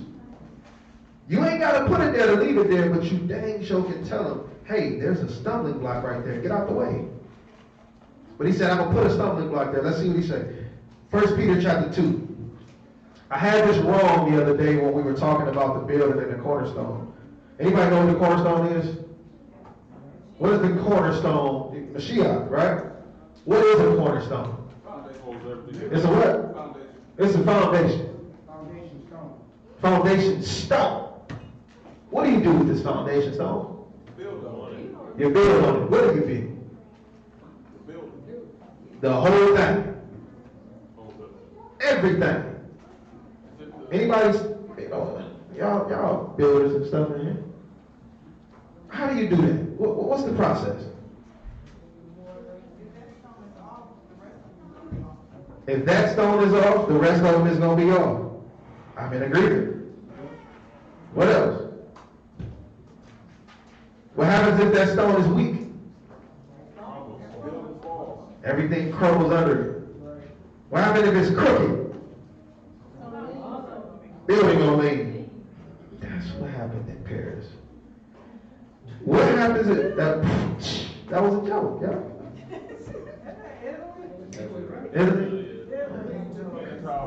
Yeah, the Leaning Tower. They ain't had the right cornerstone, right? Ain't Paris Italy? It ain't France? Paris, France. Sheesh. Hey, I'm from Detroit. That ain't no excuse. That ain't no excuse. Yeah,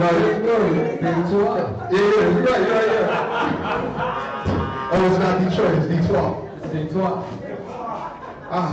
We don't live in Detroit, we live in Detroit.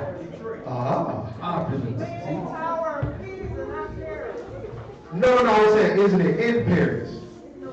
But it ain't in Paris. It's in who? It's in Pisa. And Pisa is in Italy, and Italy is in Europe. And Europe is in the world. Y'all got the whole world in the hand. That's right. So Amanda was right anyway. It's all the same earth. It got blown up because people was acting crazy. 1 Peter chapter 2 and verse 1. 1 Peter chapter 2, verse 1. Wherefore, laying aside all malice, and all guile, and hypocrisy, and envies, and all evil speaking, as newborn babes, desire the sincere milk of the word. It said desire the what? The sincere milk of the word. What is the sincere milk of the word, y'all? It is the law. It is the foundation. It is what makes you have strong bones and grow. Okay? He's saying this for a reason. Go ahead. As newborn babes desire the sincere milk of the word, that you may grow thereby. If so be you have tasted that the Master is gracious, to whom coming as unto a living stone. As unto a what? A living stone. Disallowed indeed, it said a living stone that was disallowed of men. So what was this stone? That cornerstone. It says the stone that the builders have rejected. Come on.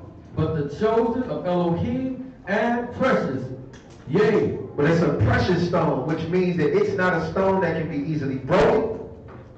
It's not a stone that can be swayed, chipped. It's not that type of stone. It is a pure stone. From my research, this is something that these men had to seek and search out when building a building. It wasn't something that they could just go and find, oh yeah, we're going to use that one. It had to be tested. Right? Come on. Yea, also, as lively stones are built up a spiritual house, a Kodesh priesthood, to offer up spiritual sacrifices acceptable to Elohim by Yahushua HaMashiach. Wherefore also it is contained in the scriptures, behold, I lay in Zion a chief cornerstone. So in Zion, he put this cornerstone. That means I laid the first one. And from this, everything else was going to be mapped out and built. Right? Come on. Elect, precious, and he that believe on him shall not be confounded. If you believe on him, you won't be confounded. You won't be confused. You won't be lost. Come on. Unto you, therefore, which believe, he is precious, but unto them which be disobedient. But so to you that believe, he's precious. But to you that are disobedient, what does it mean to be disobedient? Adam and Eve. To go against, to oppose. To you that are disobedient, what happens? The stone which the builders disallowed, the same is made the head of the corner. And a stone of stumbling. It becomes a what? A stone of stumbling. So now this stone that he put here to build everything on, if you don't believe, what does he become? A stumbling. He said, I lay a stumbling block. He told you he laid us a stumbling block. But that same stumbling block is actually the cornerstone. You are the one that choose which one it is. Right? Come on. And a stone of stumbling, and a rock of offense. A rock of what? Of offense. Come on. Even to them which stumble at the word. Where are they stumbling at? The word. The word, which is the what? The law. They're stumbling at the law. But they're choosing to. Not because they're blind naturally, but because they're choosing to be blind. Does that make sense? So the same thing that he used to build the foundation of his kingdom is the same thing that's a stumbling block for those that don't pay attention and don't take heed to the law. Come on. Being disobedient, whereunto also they were appointed. So it said that these people, to them, he's a stumbling block to them. If you don't take heed to the law and what it's saying, what it's about, it's a stumbling block. Right? Let's jump back to Ezekiel chapter 14. Let's see something. Pick it up at verse 7.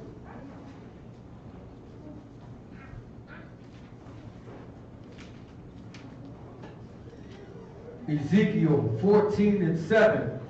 For every one of his house of Israel. For every one of the what? Of his house of Israel, or of the stranger. Or who? The stranger that sojourns in Israel. Which separates himself from me. Does what? And settles up his idols in his heart. Knowledge.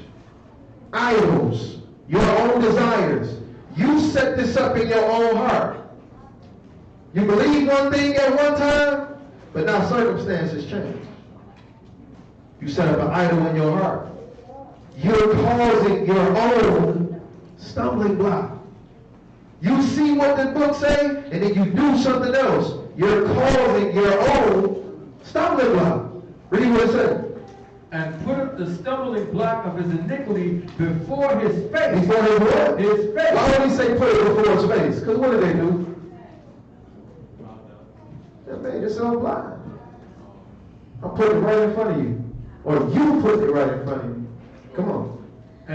and cometh to a prophet to inquire of him concerning me. So now, you have made up this idol in your heart. You know that you're wrong, but now you want to go to somebody to see what's up. Well, yeah. What did he say? And I, Yahuwah, will answer him by myself. He said, I ain't going to lay the stumbling block. I'll answer you myself. Come on. And I will set my face against that man, and will make him a sign and a proverb, and will cut him off from the midst of my people, and you shall know that I am Yahuwah. Come on. And if the prophet be deceived, and if the prophet be deceived, when he has spoken a thing, I am Yahuwah, I have deceived that prophet. So now, when you go to inquire of Yahuwah after you've been acting a monkey, turned your back on him, set up your own idols, right? I'm going to answer you, and I'm going to deceive the person that you're going to ask about. You can't win with that. Why? Because you chose not to pay attention to my word. So now, this stumbling block that you have laid before yourself, I'm going to increase it. Now you want to inquire of me after you're doing wrong. Now you want to go ask somebody about me and what I should do with this and what I should do with that when you know it's wrong. I'm going to answer you by that person too. And I'm going to deceive you. Because I'm going to give you what you want. And what's going to happen after that? I, Yahuwah, have deceived that prophet, and will stretch out my hand upon him, and will destroy him from the midst of my people, Israel, and they shall bear the punishment of their iniquity. He said, and they going to do what? Bear the punishment of their iniquity. The punishment of the prophet shall be even as the punishment of him that seeketh unto him. Because you knew it was wrong from jump. You knew the prophet was wrong. You knew the person was wrong. The iniquity that's going to be received of the prophet is the same iniquity that's going to be received of the people that followed after him. Right? Don't set the idols up in your heart. Now let's deal with something on a very basic level, on what people run to with these stumbling blocks. So now that we know what it actually is, let's go to 1 Corinthians chapter 8. And I promise you, after this little thing, we'll be done. I'll leave y'all alone. Don't say that now. Take a time, Pastor. Don't say that now. I know I'll get mad. 1 Corinthians chapter 8. Pick up at verse 1. 1 Corinthians chapter 8 and verse 1. Come on. Now as touching the things offered unto idols, we know that we all have knowledge. Knowledge puffs up, but charity edifies. So he said, now the things, that this is an example that we're using, okay, y'all? Y'all hear me? This is an example. Say that with me. This is an example. Okay, please do not call, write, email. Just, all right, come on. Verse 2. And if any man think that he know of anything, he know of nothing, yet as he ought to know. Yeah. But if any man love Elohim, the same is known of him. He said, if any man love Elohim, the same is known of him. That means he knows you. Right? Come on. As concerning, therefore, the eating of those things that are offered in sacrifice unto idols, we know that an idol is nothing in the world, and one that there is none other Elohim but one. So what is he getting at here? What's an idol? You sacrificing it to nothing. An idol is sacrificed to nothing. Right? Now, is there a difference between somebody sacrificing the idol or sacrificing to the idol? You're present. You see them sacrificing to the idol and you participate in eating. Or the idea or notion, oh, those people is these type of people. They probably sacrifice this to their God and eat it. Is there a difference between the two? Yeah. What's the difference between the two? You being there. One, you on site. Meaning you're participating in what? In the idolatry. But once they've done whatever they've done, the idea that they've done something, or the idea of sacrificing something to an idol, to you it's just food. I go to a Chinese restaurant, they might have prayed the Buddha for it. Do they make it wrong for eating some vegetable fried rice? Or some sweet and sour chihuahua? That's why I said vegetable fried rice. We don't eat no doggy. No full portion. Okay? Now, if you go to PM Chains, I don't think they use no dog. I think they really got chicken and stuff in there because they're expensive. It comes from Italy. Purebred. Can't force them. Go ahead. Hold on, y'all. Hold it down. Just to add that, we go to a kosher Chinese food restaurant. Absolutely. And they pray to Hashem, which Yeah. is the devil. Yeah. Y'all remember how dogmatic I was? Right? Like, no, man, you know, listen, we're going to break this down. So when we talk about stumbling blocks, I want y'all to put everything that you call a stumbling block in these categories that we've been ready to talk about, okay? But the food is clean, is what I'm saying. The day is clean. So one, you're participating in sin. The other, you're eating. Y'all got it? All right, let's keep reading. But though there be that are called gods, He said, though there be things that are called gods, go ahead. whether in Samaim or rather in the earth, as there be gods many and lords many, but to us there is but one Elohim, the Father of whom are all things, and we in him, and one Yahuwah HaMashiach, by whom are all things, and we by him. Howbeit, there is not in every man that knowledge. Everybody don't know what you know. Everybody don't deal how you deal. Everybody is not aware of things as you are. So if you're aware of something, especially concerning an idol, to this other person, you are committing what? You're committing sin. Because that person who's saying that you're committing sin is getting that from where? The law. Right? He said everybody don't know this. Come on. Howbeit, there is not in every man that knowledge, for some with conscience of the idol. Some that are what? Conscience of the idol. Unto this hour, eat as if is a thing offered unto an idol, and their conscience being weak is defiled. So he says some people, when they eat this thing, they're eating it as if it's being sacrificed to this idol.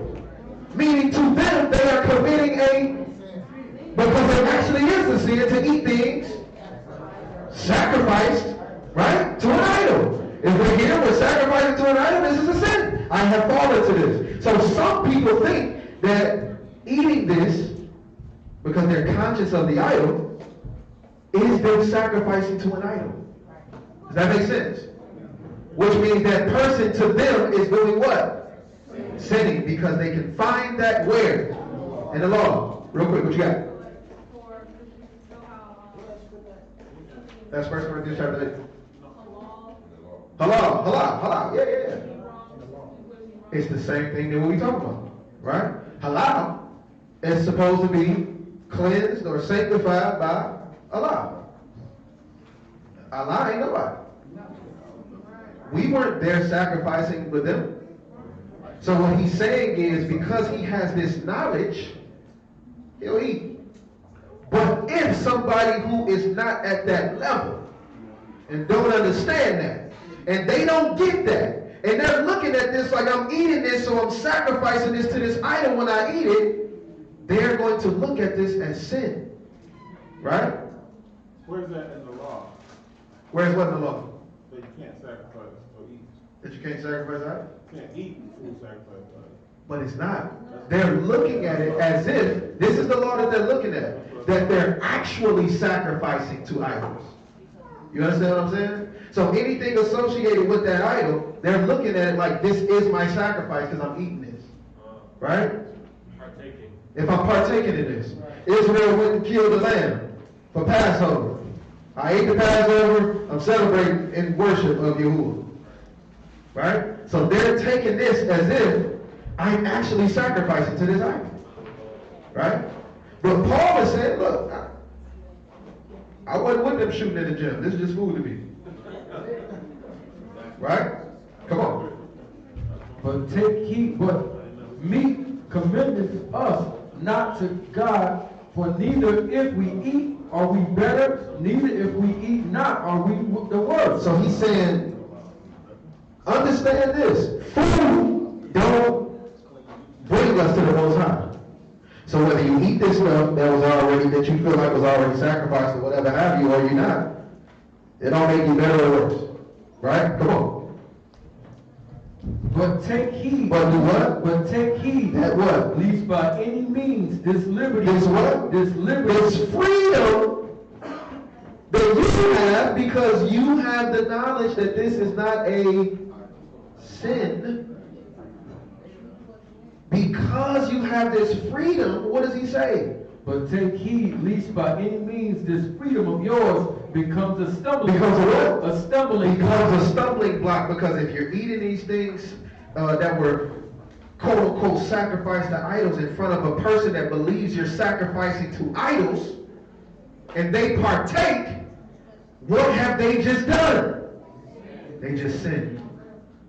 That means you just caused somebody to fall. That makes sense? Because it can be verified in the law, you have caused somebody to sin. We had an issue here where a brother didn't believe that you could eat cooked food or food that's cooked on the Shabbat. Right? So, the brother mentioned it. We walked through the scripture, and he said, oh, shoot, cool, I believe that. And we all ate breakfast. It was good. It was cool. Next time we had breakfast, the brother said, oh, no, I'm not going to really eat from that. I'm not going to eat that. Right? We like, right. I thought it was good. He's like, no, it was wrong. And I knew it was wrong, but I just really wanted to eat that. Now listen. I get how it can be funny. But what did he just do? He sinned. The book said anything that's not done of faith is sin. So he just sinned. Conscience sake. Right? Because he's looking at it like you cooking on a Shabbat is work. Something that can be verified in the text, in the law. You understand? Let's keep reading. So he said, don't let your liberty, your freedom, become something that causes somebody to sin. So a stumbling block is only there for somebody you only put a stumbling block there for somebody to fall. Don't allow your freedom in eating this to cause somebody to sin. Come on. For if any man sees you who have knowledge eating in the idol's temple. Eating what? Eating in the idol's temple. You weren't even there when they sacrificed it. But you went up in there and you got something to eat. Remember, he said, tell all the believers in Yahuwah to leave from the temple of who? Y'all remember that story? When he was about to destroy the house of Baal? He said, go in there and tell everybody that's a believer of Yahuwah to do what? Get out of there. If they're a believer in Yahuwah, then they're not in there doing what? They ain't in there sacrificing. Well, let's see what he said. For if any man sees you who have knowledge eating in the idol's temple, shall not the conscience of him who is weak be encouraged to eat those things which are offered to idols? Because you're going to cause them to go against their conscience. Come on. And through your knowledge shall the weak brother perish for whom Hamashiach died? He said, shall he perish? Because in his mind, he just broke the law. And based on his consciousness, based on what he knows, that's what he will be judged for. Right? So even if it wasn't wrong lawfully, he put it in his mind that it was wrong lawfully, and he went against it anyway. Because he saw you doing it. It's a difference if I put it in your face and I cause you to sin. So I'm going to go back to that first question. If I play rap music in a place where a person only likes singing, did I put a stumbling block before them? No. Because I'm not causing you to sin. Now, if that person says rap music, the beat, the bass, I believe that it causes me to do some, whatever, some stuff. I'm not going to play that in front of you because I don't want you to fall. I don't want you to sin. If a person says that I was an alcoholic for this many years, and if I see you drinking in front of me, I'm going to relapse. I won't do it. Because I'm about to cause them to do what? Sin. Stumbling blocks causes sin, not an infringement on your preference. Come on. And through your knowledge shall the weak brother perish for whom. That's verse 11, I'm sorry. Go ahead. But when you sin so against the brethren, then you do what? But when you so sin against the brethren, now you sin. Because you saw the stumbling block in front of them. And you did what? And wound their weak conscience. You went along with it. Go ahead. You sin against Hamashiach. Therefore, if food makes your brother to stumble, I will eat no meat while the world stands, lest I make my brother to stumble. Because all of this stuff around me is what he's getting at, is sacrifice to idols. If food is going to make my brother stumble and fall into idol worship, I ain't eating around my brothers. You understand what I'm saying? First, Romans chapter 14, and then we'll close out. Are y'all with me though? Y'all, we here? All right. Then we'll address something right at the tail end of this. 14:1. Romans 14:1. Receive him that is weak in the faith, but not passing judgment. What verse? Romans 14:1. 14:1. Oh, I always got to do it. I do Romans. That's the Romans of. That's the Romans KJV 2000. Let me get the other one. Let me get y'all's. Romans 14:1 in y'all book. Him that is weak in the faith. He didn't want to cause an offense. Him that is weak in the faith. Him that is weak in the faith. Now, if this talking about somebody that doesn't keep the commandments. No. Come on. Him that is weak in the faith receive you, but not to the doubtful disputations. For one believes that he may eat all things. Another who is weak. Another who is what? Who is weak eats herbs. So the person that will be considered strong in the faith knows that as long as it's clean, I'm good. A person who is weak in the faith is going to think, I can only eat herbs. Genesis chapter 1 says, these herbs and stuff is going to be food for you. That makes sense? Come on. Let not him that eateth despise him that eateth not. And let not him which eateth not judge him that eats, for Elohim receives him. Who are you that judges another man's servant? To his own master he standeth, or falleth. Yea, he shall be holden up, for Elohim is able to make him to stand. One man esteemeth one day above another, another esteems every day alike. Let every man be fully persuaded in his own mind. He that regardeth the day regardeth it unto the master, and he that regardeth not the day of the master, he doth not regard it. All right, hold up. We had a question on Bible study one day and said, what if a person got lost at sea? They had to know this, they had to know that, they couldn't figure it out what the day was, whatever have you. How would they get back to what they're supposed to? How would they use the moon? Wouldn't they use the sun? Do you want me to tell you the real answer? Some of you might not like it. Tell them. Go ahead, tell them. Whatever day they choose to worship Yahuwah on as their Sabbath day, as long as they do it the way he said, that's what he's going to be judged on. Let me say it again. Whatever day this person chooses, they don't have a reference to anything. That's what the scenario says, right? He don't got no person to call. He ain't got no phone. He ain't got no map. He ain't got no calendar. He left and just got drunk and got left at sea for 30 days and he just woke up out of nowhere. The truth is, whatever day that man chooses is going to be his Sabbath. That's what he's going to be judged on.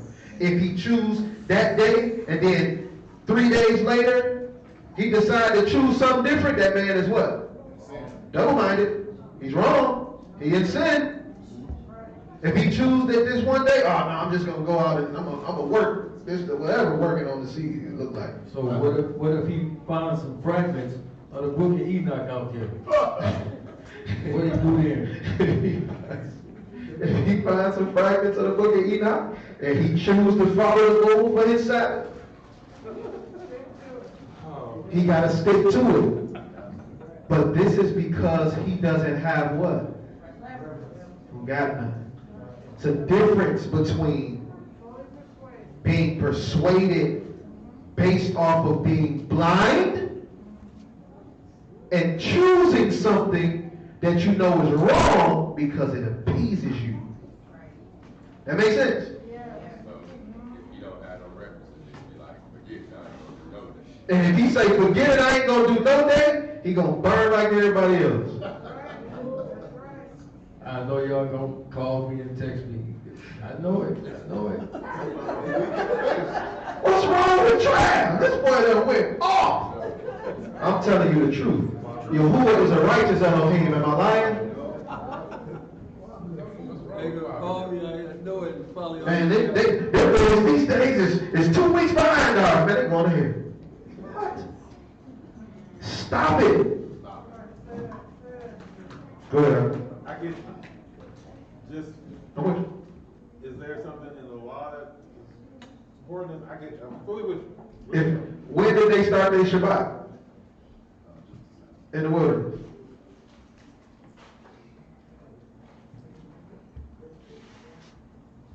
When did the children of Israel start their Shabbat in the wilderness? After he gave them the law. When he told them to. Yeah. Right? What happens if he ain't tell them? They wouldn't do it. They wouldn't do it. So if you out at sea with nothing, what's your Shabbat? He told them. 7 days. Every 7 days. That's it. Okay. It's the only thing you can go off of. Every 7 days. He never mentioned, you shall keep my Sabbath by looking up at the moon. And when it's half a moon, then you know it's none of that stuff. Yeah. They automatically knew that it was there because on the 6th day it was double manna out there. So I don't got to count or know anything. I know it's double manna out here today. Tomorrow the Shabbat. Very simple. Absolutely. So, when he says, go ahead and read where you at. He's at 14. Go ahead. He that regardeth the day regardeth not, verse 7. Verse 7. For none of us liveth to himself, and no man dieth to himself. For whether we live unto the master, and whether we die unto the master. Wherefore, whether we live, therefore, or die, we are the master. So again, everything that we do, we have to do based on him. We have literature. We have everything laid out on how we supposed to do stuff. Right? If you have chosen a path and you change from it because it is convenient to you, you have now committed sin, transgression, and iniquity. All right? But keep reading, because we got to get to this stumbling block. We almost there. For to this end, Mashiach both died and rose and revived, that he might be master both of the dead and the living. But why dost thou judge thy brother? Or why dost thou set not thy brother? For we shall all stand before the judgment seat of Mashiach. For it is written, as I live, saith Yahuwah, every knee shall bow to me, and every tongue shall confess to Elohim. So then, every one of us shall give an account of himself to Elohim. Let us not therefore judge one another anymore, but judge this, rather that no man put a stumbling block. That no man do what? Put a stumbling block. So what is a stumbling block?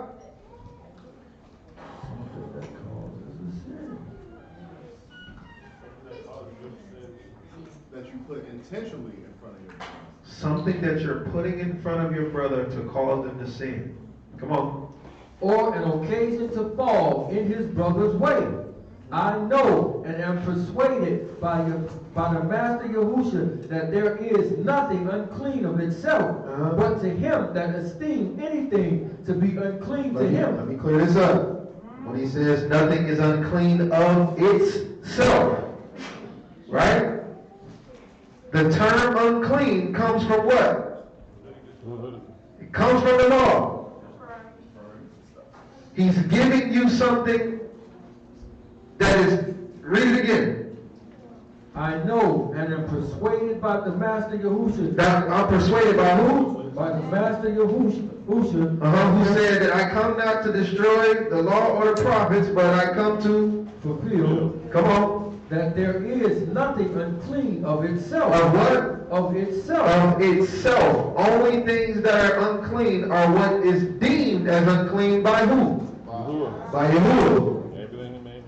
Come on. But to him that esteems anything to be unclean, to him it is unclean. But if you say eating mushrooms is unclean, To you it's unclean. to you, brother, that's unclean. You know why? Because I can't find it in the law. To you who say eating chicken is unclean, to you it's unclean. You know why? Because I can't find it in the law. To you that say eating an apple with 4 numbers on it, on the barcode, because it's a GMO. To you, it is unclean. Because I can't find that in the law. So anybody who's looking at this, and because I got to address this, because y'all bombard my heart with this. If you see us with a hat on our head, it is not against the law. Now, you call it a stumbling block. Him wearing a hat, me wearing a hat, don't cause you to sin. Now, based on it offending you, or based on you feeling uncomfortable, we've chosen to not wear things on our heads as we teach. But please make no mistake, we are not sinning when we do that. People choose to pick with the chosen seed for things that they see a whole bunch of other people do. We know. We see it. We understand. But for you, because we love you, no hats, haircuts every week. See, I didn't have a haircut last week, so I had on one. I don't got one today, but I did it anyway. But for you, I'm gonna wear a hat the next time. I'm gonna put it on. I don't care what you say. I'm sick of it. Now, that's the elder. That's just mellow. That's just mellow, the elder mellow. But you gotta understand how that stuff is, how that stuff gets perceived. We've done teaching after teaching after teaching after teaching about the same stuff. Because because we care. We care for you to know what's right and what's wrong. We care for you to know that it's not against the law. But once you accuse somebody as much as when you accuse somebody of putting a stumbling block before you, you have to understand what you're actually saying. The adversary's stumbling block caused the fall of men. Balak's stumbling block caused the fall of Israel. To say that we're putting a stumbling block because we wear hats, yo, that's totally against the Bible. And you're putting yourself in danger because you're bearing a false witness. So before I just come out and say you're bearing a false witness, my job is to instruct you on what a stumbling block is in order to keep you from saying it again. So with that, we say, oh, hold on, one more scripture.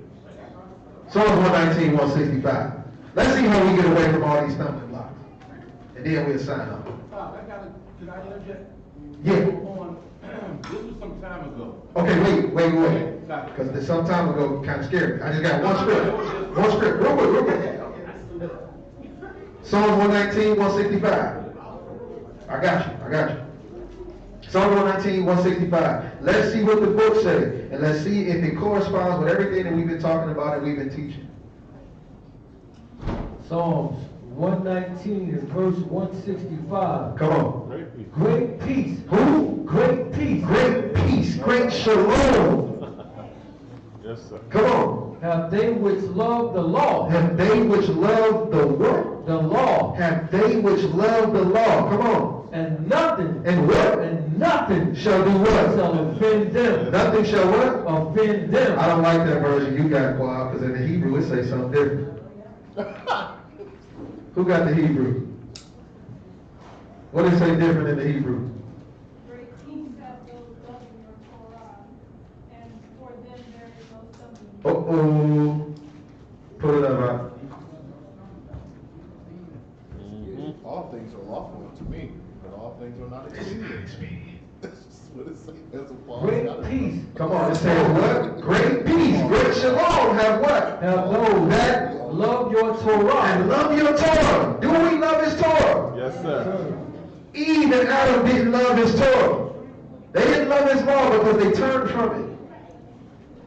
The children of Israel didn't love his Torah because they turned from it. They didn't have a relationship with Yahuwah because they turned from it. But great peace, it don't matter what, it could be a army coming around you. But it says great peace are those that love his Torah. Because if you love his Torah, then you love him. Come on. And for them, there is no stumbling block. Ain't no such thing as a stumbling block for somebody that loves the Torah.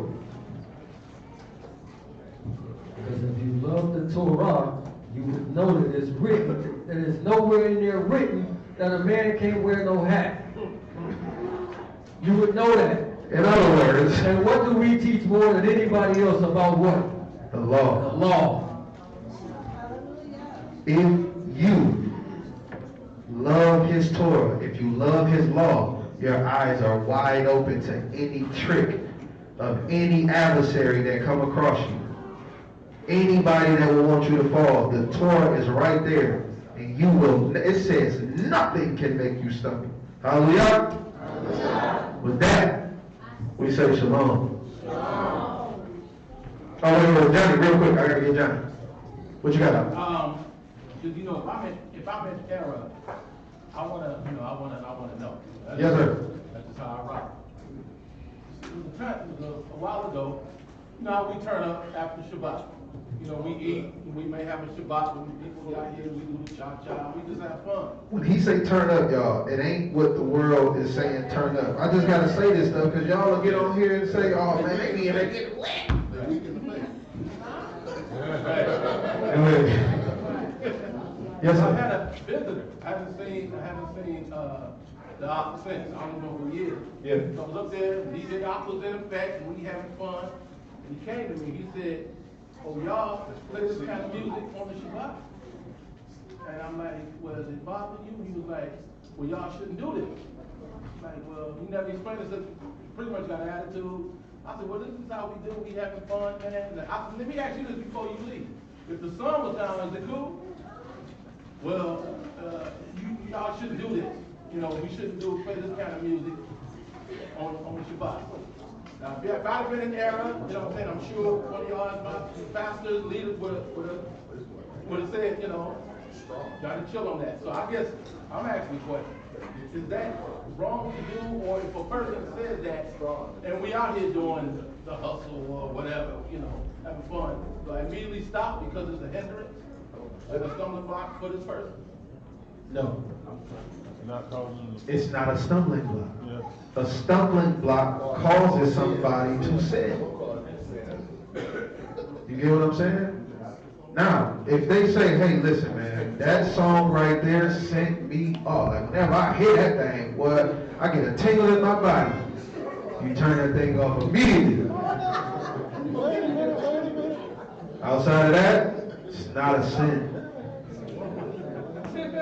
That wasn't even a Harlem Shake. I don't know what that was. Don't do the Anthony Shake. Don't do that. But say if he was playing R. Kelly and so one of the sisters said, I'm offended by that, he should turn it. That's still a difference, right? If he's playing R. Kelly. Yeah, I can see that. Now, if R. Kelly is on a song talking about singing ready, you know what I'm saying? It was the, R. Kelly song, it was Is it wrong? Is it wrong for him to play? No, it's not. So it wouldn't be considered a stumbling block. She was offended because it brought back some memories of a child. So if that in that case, dead it. Dead it, because that caused an offense that is affecting this believer. Dead it. Right. Exactly. This ain't just because I don't like R. Kelly. This is because this is bringing something to me that is, you get what I'm saying? Oh, I'm sorry. Hold on. Real quick. Sister Cynthia. Oh, no, I think his is connected to that, so maybe, well, he's probably still on the same thing. I just want to know, so is there a difference between a stumbling block and an offense? Is there a difference between stumbling block and offense? There is, because one, well, it depends on the way that you use the word offense, because offense can be looked at as sin as well. But You can be offended in that. you can be offended in something that's not a sin. Right? So it's context. It's context based. Related? Let's say it was something that someone, it was heavy on their conscience that they shouldn't do, right? But then someone points out, well, this is not in the Torah, it's not against the law. Then the person do it anyway, right? Because they realize they really not sinning. But once they do it, now they're going back and forth with trying to figure out if they're sinning because their conscience is heavy. But then they know, well, I can still do it because it's not in the law. So then they're teeter-tottering from doing it and then not doing it. And then they can't find a common ground of what to do and what not to do. They're not sinning. So at that point, you're in error. Because the teeter-totter should have been done before you did it. Right? So if you're not, remember he says to be fully persuaded and convinced. This type of stuff, like what you just explained, like when he says these people have their conscience seared with a hot iron. So your conscience, right, whatever you believe, whatever is in you at the time, is trying to lead and guide you in the way of what it feels is right. Right? If you're not fully persuaded in that, then I would suggest not to move until you are. Because if you think you're doing it wrong, or if you feel wrong, and if you're just doing it because it pleased you at the moment, you're in error. What if your husband is fully persuaded? What if your what? If a husband is fully, okay, so okay. If the husband is fully persuaded, he's telling his wife to do something. Okay. Or telling his wife that it's not sin. And it's not a sin? What? Oh, it was, John. I'm trying not to touch the subject that y'all trying to touch.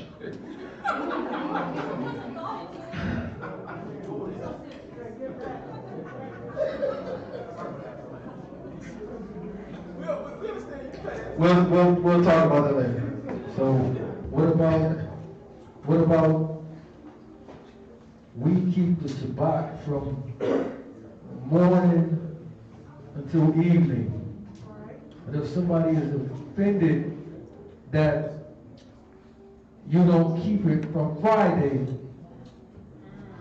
sundown, wait a minute, from Friday sundown, should I stop doing what I'm doing because they are offended that I'm doing this? No, and I'm gonna give you a scenario.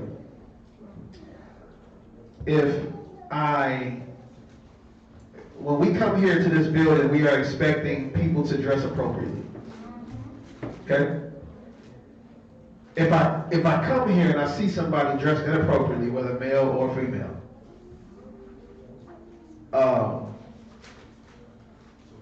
they're causing a stumbling block. Could be, right? You know what you did when you walked in here, right? Whether it be male or female, okay? If I decide to go to the strip club where I know they're going to be dressed inappropriately, or where I know that they ain't going to be dressed at all, I have done what? I put the stumbling block before myself. If I know that y'all keep the Shabbat from sunup to sundown, and I come over there when y'all have an event on Friday night, and I get offended with y'all because y'all are doing what y'all doing in y'all house, then I'm not at fault. You knew consciously coming here what this was. Right? Now the flip. The flip. That's what I was about Now, if I'm coming to your house and I don't keep Shabbat Friday sundown to Saturday sundown, and I'm in your house and I decide I want to do whatever I want to do, I am in error because it's house rules. Make sense? So what if they say, we just on Facebook arguing back and forth, and they know I keep it on Stop arguing. from the morning until the evening. Stop arguing. What I do there, like, You leave it alone. Leave them people alone. Leave them people alone. Leave it alone. Stop. No, not you. The him in there, he knows who he's talking to. Okay, Sister Cynthia. This goes to the music thing, and the scripture that you probably say where it is. You want to don't think your own thoughts, or do thy own pleasure. Here's an example. I'm going to go outside the building and there's other believers. If I'm at home, because I can't come and assemble, on that day I'm studying, I'm doing everything that pertains as much as possible to do that is Yah focused. Mm-hmm. If in that day is still daylight during the Shabbat that I recognize, and I decide that I want to watch some movie that has nothing to do with the Most High, or turn on some music that's romantic music and dance with my husband, I feel like all of that's out of order, because that is my pleasure. Yeah. As much as if you were going outside and collecting sticks, which Yah killed somebody by. Collecting sticks in itself is not wrong, but doing it during the Shabbat. So I will say for myself, when the sun has not gone down and we are here, and we start playing music that's not praising Yah, secular music is of itself not wrong. But I'm saying during the day, which is the Sabbath, then shouldn't everything we do be Yah focused, where we have a choice? I'm not talking about you bend over and pick up your shoes off the floor. I'm talking about things that we have, that are, I'm not getting into myself. Because before I left home today, I was thinking, what does that actually mean to part don't think your own thoughts. That was something I thought to ask you before the lesson today. So, that's why I personally wouldn't sing Michael Jackson song while it's still Shabbat, because it takes my mind away from what the purpose of the day is. Even though the song may not be a sin, but it's about, what's the name of that song? Billie Jean is not my lover. What the heck does that have to do with worshiping the Most High? You know, I'm not going to sit up here and sin, but I mean, it's just taking my mind off. Yeah, I'm like, now I'm thinking my own thoughts. Like, ooh, that's cool, or whatever. It has nothing to do with the Most High, and Shabbat is supposed to be about Him. Right.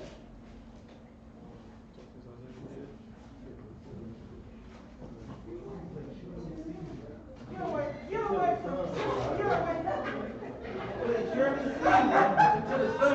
All right, so let's look at this. Isaiah chapter 58.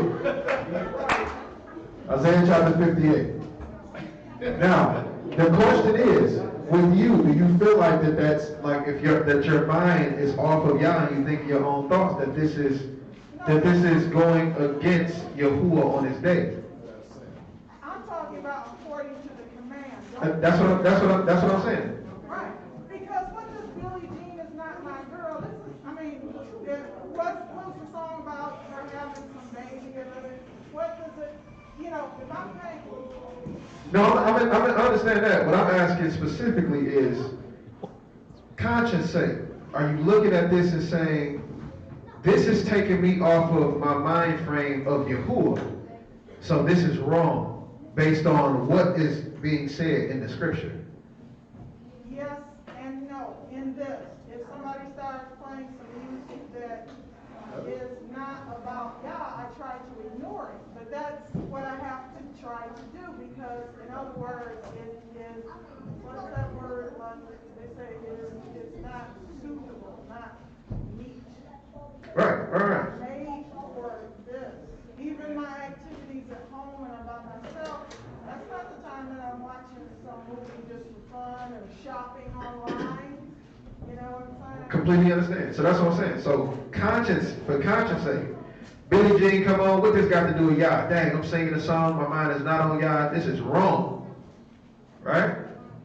So in that particular, that will be put in a stumbling block before. Because you voiced this, right? Right. And now that you voiced this and say, hey, this takes my mind off of Yahuwah, this is causing me in my mind to say, I'm speaking my own this, I'm thinking my own thoughts. That would be, if we do it anyway, we'll be placing a stumbling block before you. All right, so let me ask you a question, Mike. Wait a minute, right quick. Making the atmosphere into a club-like atmosphere, I have nothing against, like if my husband and I want to go out to dinner and dance, it's fine, right? I'm not talking about that Christian kind of mindset where it's sin to tap your foot to secular music or whatever. I'm not talking about that. I'm talking about during Shabbat, where this is for the glory of God. You know, because there's things I used to do, attend weddings, go to funerals, all that stuff on what the world usually does on Saturday. But I'm like, but that's not worshiping. That, to me, doesn't really, it's not about my judgment. It's just like if I go outside and start cleaning my lawn, and I say to myself, oh, to me, this doesn't mess with my mind. I got my mind on, yeah. No, but I'm cleaning my lawn. So that is in direct violation. So we're gonna read through Isaiah 58, and we're gonna give the sense on what this is talking about, right? And now, like I said, the offense, if consciously, because if it's not something that Yahuwah have required or not required, right? If it's not something that is an offense to Yahuwah, but an offense unto you, it becomes an offense to Yahuwah because you're offended. So let's go through Isaiah 58. Let's deal with what it's talking about, then we'll revisit it. Isaiah chapter 58, verse 1. Cry aloud, Spare not. Lift up your voice like a trumpet. That's why we go to the streets and holler at people. Read. And show my people their transgression, and the house of Jacob their sins. Read. Yet they seek me daily. They do what? They seek me daily. Read. And delight to know my ways, as a nation that did righteousness, and forsook not the ordinance of their Elohim. They ask of me the ordinances of justice. They take delight in approaching to Elohim. Wherefore have we fasted, say they, and you see not. They do what? Wherefore have we fasted, say they, and you see not. So these people are saying, we fasted. We fasted. We've given up food for a whole day. But you don't even acknowledge it. You don't even see it, what we're doing. Read. Wherefore have we afflicted our soul, and you take no knowledge. Behold, in the day of your fast, you find pleasure. You do what? You find pleasure. He says, in the day of your fast, you find pleasures. What do you think these pleasures are that they find in this? What do you think the pleasures are?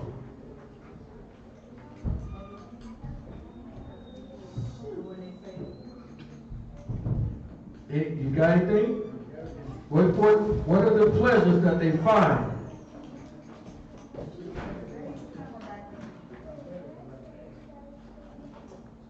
They do stuff they never take to God. And all they just do whatever they want to do and not put their mind on his own way. It's very specific.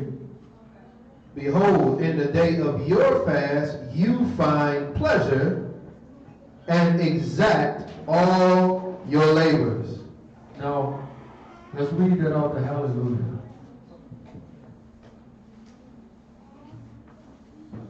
There you go.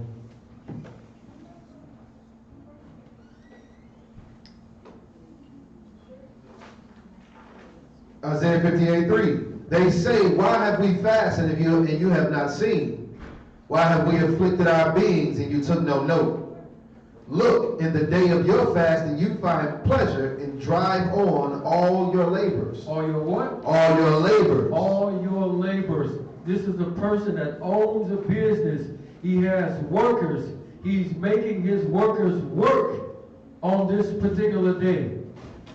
So he's fasting in one aspect, but he got his people working on the day, which is all the Shabbats are directly commanded not to do what? Work. To work. So his pleasure is he's still making money, even though I'm fasting. Right? I'm fasting. I'm crying out to you, Father, but y'all get over there and do that work. Get them boxes and put all them skids over there. Make sure y'all get that. That's hypocrisy. So his pleasure that he's getting from this day directly is because he's still making money, but he still look righteous on the surface because he quote unquote fasting. I mean, he don't got no love for his brothers because you making them sin. Read. Behold, you fast for strife and debate, and to smite with the fist of wickedness. With the what? The fist of wickedness. So you fast for strife and debate, right? So we see it all day long. People fasting on the Day of Atonement, and still all the strife and debate is still there. And then he says you smite with the fist of wickedness. This means that this person has some type of authority over these people. He's causing them to sin. Read. You shall not fast as you do this day, to make your voice to be heard on high. To make what? Your voice to be heard on high. To make your voice to be heard on high. Read. Is it such a fast that I've chosen? A day for a man to afflict his soul? Is it to bow down his head as a bulrush and spread sackcloth and ashes under him? Will you call this a fast and an acceptable day of Yahuwah? Will you do what? Will you call this a fast and an acceptable day of Yahuwah? Is not this the fast that I have chosen? To do what? To loose the bands of wickedness, to undo every heavy burden, to let the oppressed go free, that you break every yoke. So according to Yah, what's the fast that he wants you to do right here? 3 words. Read it again. Is this not the fast that I have chosen? He says, is this not the fast that I have chose? Now you're going to run down the fast. Read it. To loose the bands of wickedness. To do what? Loose the bands of wickedness. But when we hear the word fast, of course we think that's mean don't eat nothing. But Yah is laying down exactly the fast that I want you to do. Read it again. To loose the bands of wickedness, to undo heavy burdens, and to let the oppressed go free, and that you break every yoke. To do what? And that you break every yoke. Read. Is it not to deal your bread to the hungry? To do what? To deal your bread to the hungry. So on the day of fast, he says, to deal your bread to the hungry. But I thought it was a day of fasting. But right here he says, deal your bread to the hungry. So why should I make this person that don't have no food, why should I make him fast on this day that you are deeming a day to fast? Read. Then you bring the poor that are cast out to your house. When you see the naked, you cover them, and that you hide not yourself from your own flesh. Go back and watch Trav's lesson from 2 weeks ago, and you will understand this more. Read. Then shall your light break forth as the morning, and your health shall spring forth speedily, and your righteousness shall go before you. The esteem of Yahuwah shall be your rearward. Then shall you call, and Yahuwah shall answer. Now jump down back to the original verse that we was at, 13. Verse 13. If you turn away your foot from the Sabbath. From what? From the Sabbath. Read. From doing your pleasure on my Kodesh day. So what was the pleasure on this Kodesh day according to the context of this story? Exacting your laborers. Causing people to work. It's making your people work. You're fasting and acting self-righteous, but the whole time you got your people working. That's the pleasure that he's talking about in context with this whole day right here. Honorable shall you honor him, not doing your own ways, nor finding your own pleasure, nor speaking your own words. You shall delight yourself in Yahuwah, and I will cause you to ride upon the high places of the earth, and feed you with the heritage of Jacob, your father, for the mouth of Yahuwah have spoken it. So again, in context, this is the labors that he's talking about. Go all the way back to the first verse, all the way through. He's showing exactly what they had pleasure in doing. Because he said to show the people their sins. So in order to show the people their sins, he would have to show where they transgressed. And what would they be transgressing if they got the people working still? The commandment. Question. Okay, so basically what you're saying is basically in straight up in context, that's what that was supposed to mean about it was the only meaning that a person making his employees work on Sabbath at the same time he's being a hypocrite pretending to fast on it, whatever, but he and the people still working, so he's breaking the law. So that's only meaning that it only applies just to that only. You know what I'm saying? So if you say that, then what's the point? I'm saying if he said remember the Sabbath and keep it holy, what do you mean then? If he's only just dealing with that. Because this is specific right here. He already told you in the law what not to do on the Sabbath day. He already told you exactly what you're not supposed to do on the Sabbath. Right? Go to it. With the law has already told you this. This is Ezekiel. This is written thousands of years after the law is already established. Right here, he's speaking directly, specifically to what somebody is doing. Remember, we justify the prophet with the law. We don't justify the law with the prophet. Right? Remember, this is Exodus 20:8. Remember the Sabbath day to keep it holy. To do what? To keep it holy. So the law already told us what we're supposed to do. Read. 6 days shall you labor. Shall you do what? Shall you labor. That's what that man was making his people do. Read. And do all your work. But the 7th day is the Sabbath of Yahuwah your Elohim. In it you shall do not any work. You shall what? You shall not do any work. Not speak your own words. You shall not do any work. Read. You, nor your son, nor your daughter, nor your manservant, nor your maid servant shall speak their own words, nor your cattle, nor your stranger that shall is, speak your own words, nor your stranger that is within your gates. shall speak your own words. You shall not do any work. Shall what? You shall not do any work. Notice the law don't say nothing about speaking your own words. But if you following God, you won't be doing them things anyway. Right? Common sense, we wouldn't do this anyway.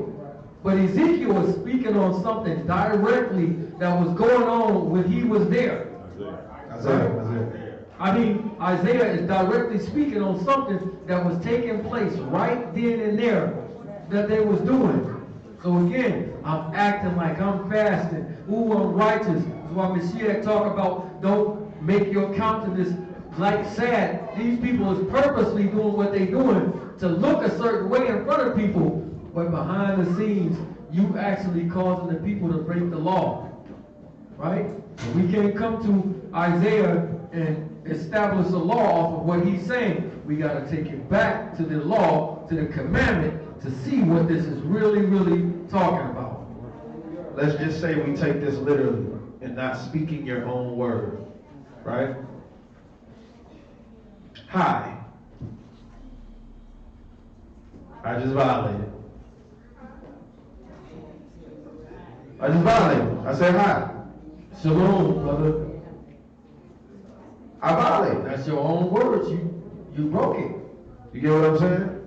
So because of my violation, I just broke this because I'm speaking my own word. I'm not saying, thus saith the Most High. How do you have a conversation? Well, Yahuwah says such and such, such and such. You just broke it. Right? That means we have to look at the context and what it's speaking about, because we create laws that aren't there. According to the book of Psalms, he says, my law is perfect. Yes. Converting the soul. Yes. Right? He even told us, if you add to this or you take away from it, I'm going to add to you the plagues that's in this book, because I don't need nothing else here but what's here. You know what I'm saying? So we try to make it more than what it is. We try to create things in the law that are not there. You know what I'm saying? You're righteous. So basically, just dealing with the law in general, it's strictly with, I thought that in the beginning when he said in the beginning, remember the Sabbath, keep holy, that we wasn't supposed to work. That was in the Deuteronomy, not supposed to work. So really, keeping it holy is not working, right? Basically, that's the whole thing. Anything else, people just add into it anyway. Remember, Kodesh means what? Set apart. Set apart. So what sets this apart? 6 days shall, but the seventh, you rest from work. And then you can do anything else, other than working, right? Like what? I'm just asking. Because check it. Being holy or set apart means that all of the things that are mentioned in the law as well. People take when we say it say don't work for lawlessness. Right? That ain't what we say. Right? We're telling you within the confines of the law, this is what Yahuwah said. When we look at these examples that he gave, right? This is what, like he said, like she mentioned the man that was gathering sticks on Shabbat. Right? He got put to death. How do we know he was working? Because he died. Because he got killed for it. He broke the law. He broke it. You know what I'm saying? Yes. Oh, well, he did that to cook. It don't say that. Yes. He was gathering sticks. Work. He was working. Yes. He got killed for that. Yes. You know what I'm saying?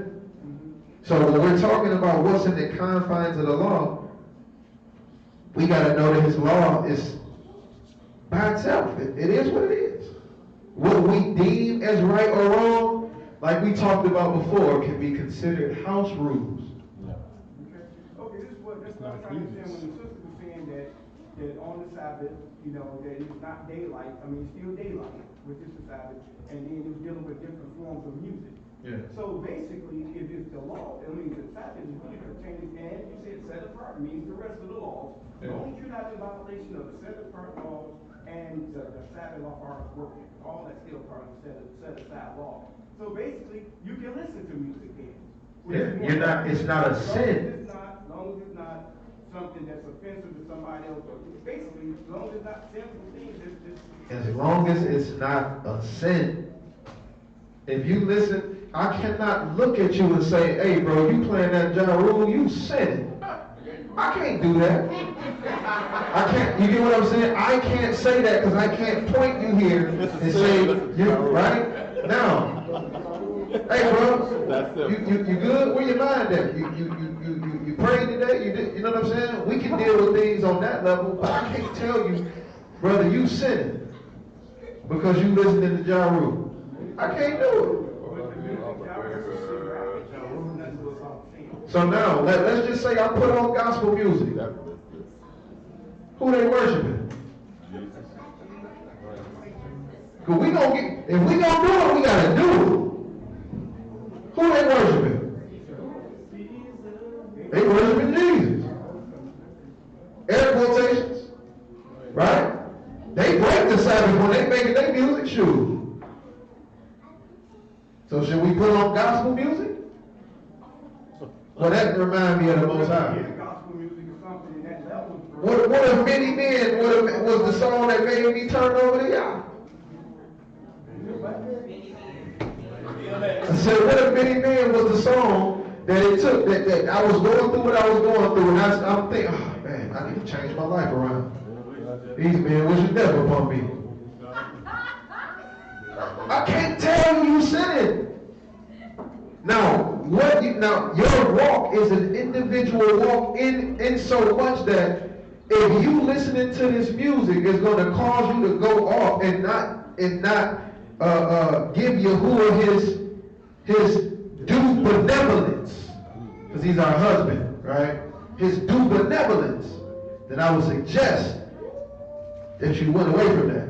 You get what I'm saying? I get exactly what you're saying, but that's exactly what it does to some people. This worldly music, and it's in that worldly music, if you trying to get yourself out of the world, you're trying to follow the Most High, then it wouldn't be appropriate to play such music in a place of worship, because it will stumble other people. So again, what I'm saying is this: if it's causing an offense, and you voice that, and you're saying, listen, this puts me back into the mindset of the world. I want to leave here right now and go bust somebody's dog.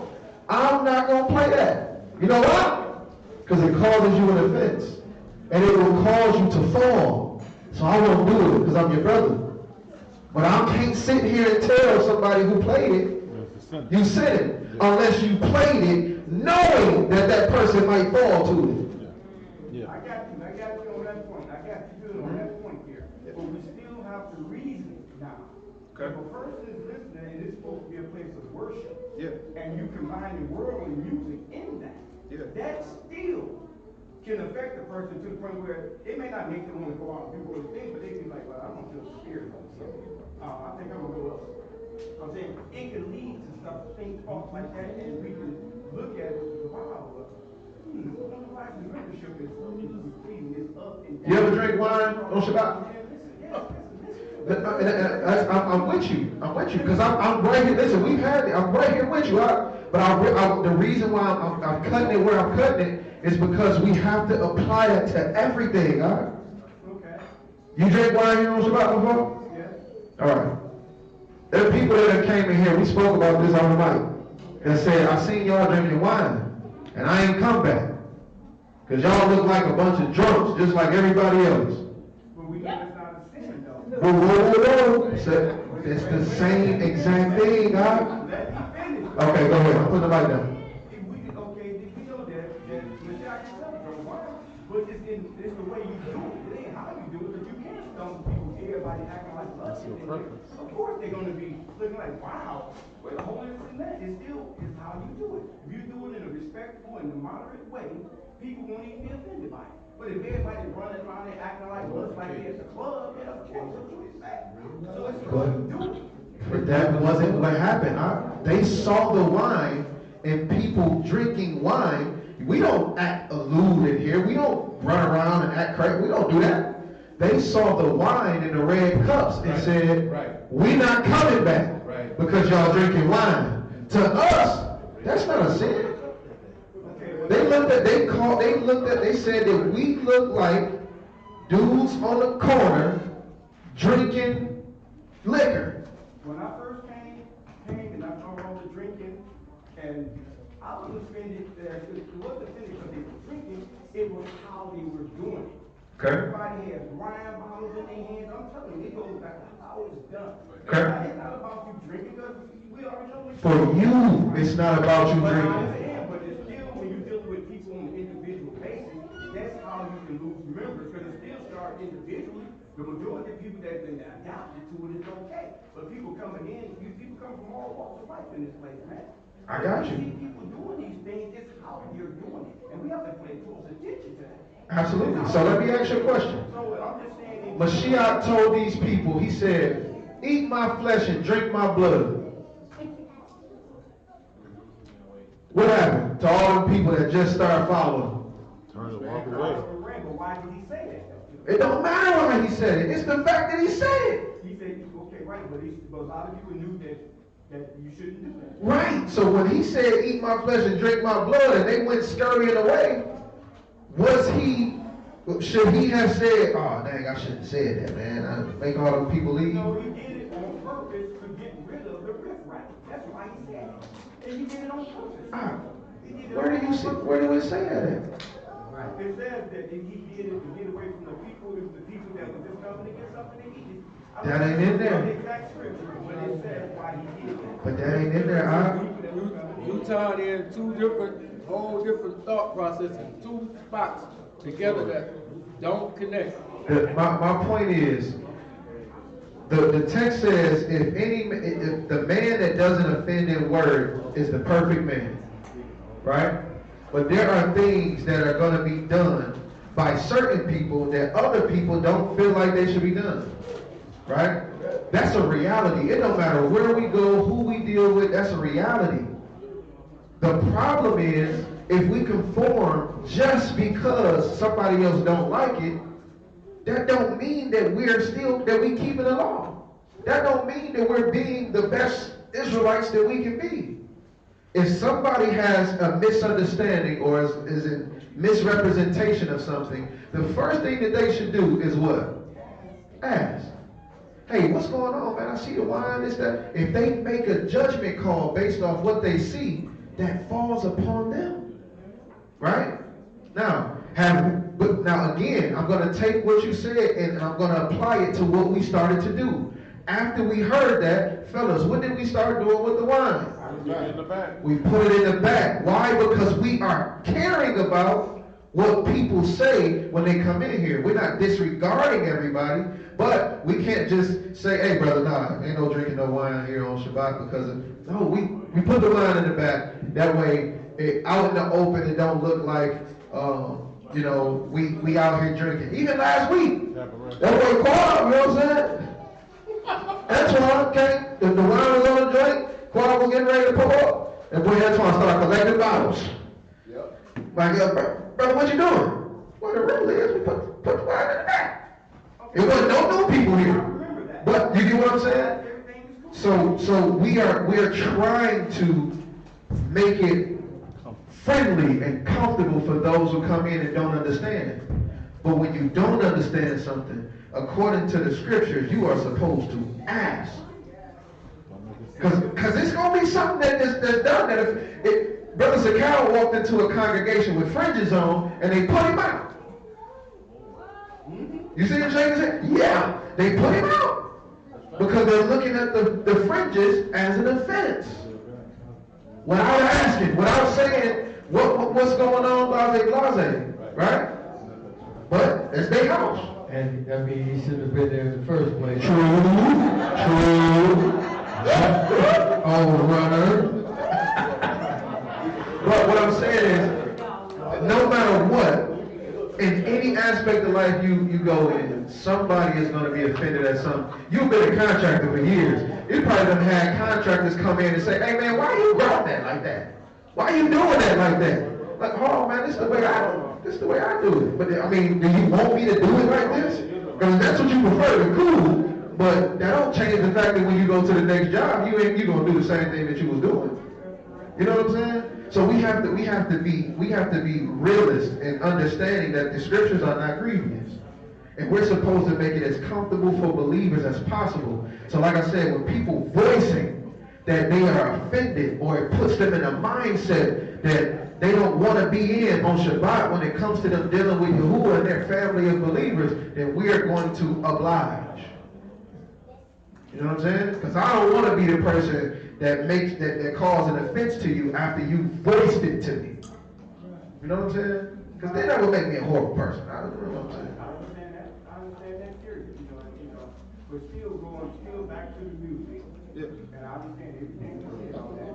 It still to be something that you might want to look at a second and think about the type of music. This is the look right now. We taking the look right now. This what we right now. We put it into effect right now. That's what I'm saying. It should be looked at. Right now. We got you. Now is the Cupid shuffle? Is that okay? Can we dance? If it ain't R. Kelly, if it ain't raise boom boom boom, can we to the right, to the right, to the left, to the left? Can we do that? That's all I'm asking.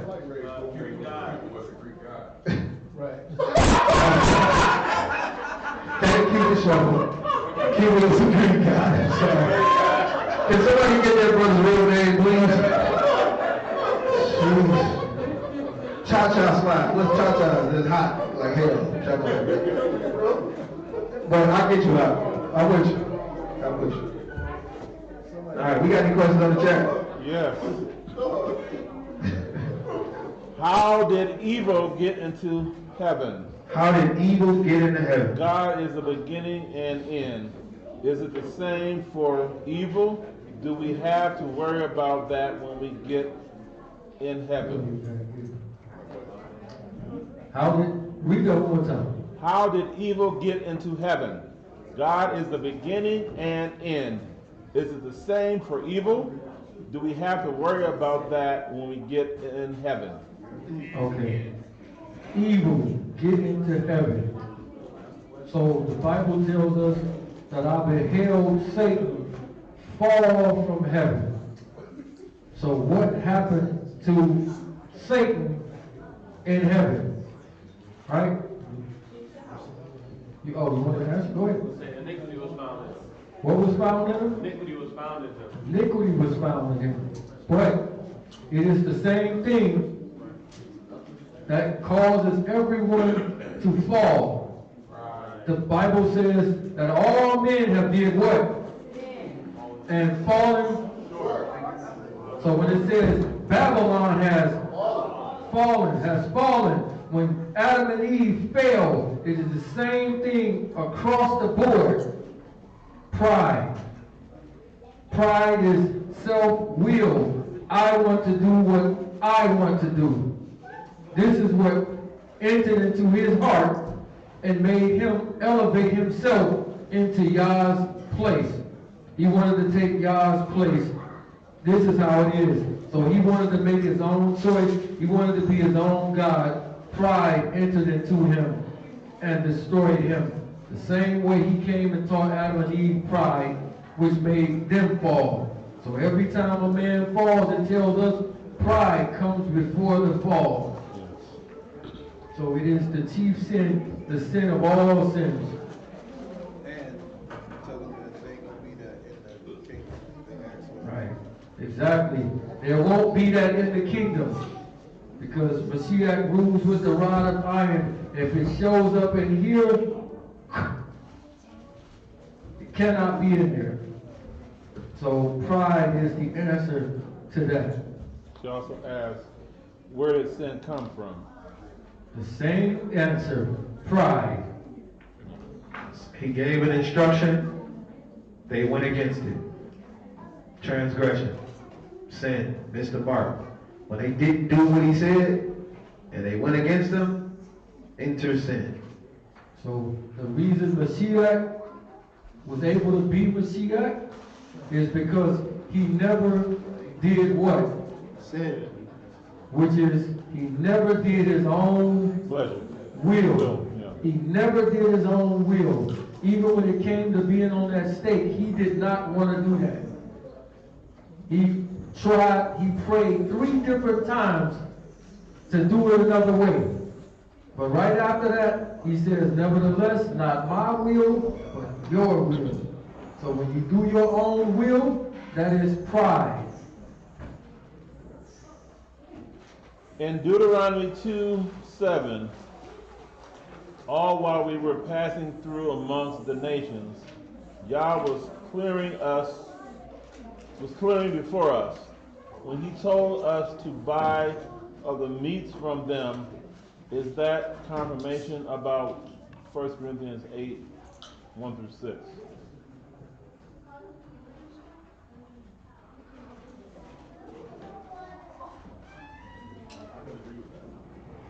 That's a fact. I'll say that. Give me a second. I agree with that. All right, I'm sorry. One more time. In Deuteronomy 2:7, all while we were passing through amongst the nations, Yah was clearing before us. When he told us to buy of the meats from them, is that confirmation about 1 Corinthians 8:1-6? Yes. Because they had other gods. So yes. You gotta understand, man, when we are in these foreign lands, if you pay attention to that lesson that I did, the sheep and the goats, when he said he brought all the nations together. He separated the sheep and the goats. And he said that the sheep were the nations that fed, clothed, released his people from prison. These nations did all of these things for the children of Israel. So if they fed us, they still worship their own gods, but they fed us. They clothed us. Yes, they made these clothes, some probably in, that good Babylonian garment. You know what I'm saying? But they did these things unto his people, which means they done it unto him. So we're in the 4 corners of the world, of the earth. You know what I'm saying? The Most High said, I'll bless those that bless you and curse those that curse you. We've been amongst these people forever. They fed Abraham when he came into them lands. They had him leave with great substance out of these lands. Same thing with us when we went into our captivities. So we got to understand, when we was in Babylon, he said, do what? Make houses. Build you houses. Plant gardens. Plant you gardens. When we was in there and the king of Babylon was feeding everybody, the Most High didn't say the boys couldn't eat the king's meat. Daniel and them just said, look, we're going to be healthier if we just eat the vegetables. So we just got to consider what the text is actually saying. Go. Is it unlawful to get tattoos? If it is not, what is not allowed besides stars? Bob, you take this one.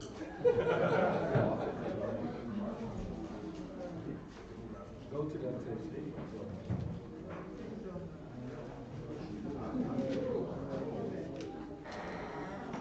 We're going to read it for exactly what it says. And you can do with it as you will. I don't think they understood the text in the first place of what they asked. Well, we're going to read it for what it is. That's that Leviticus 19:27. Leviticus chapter 19 and verse 27. First off, what is this chapter talking about?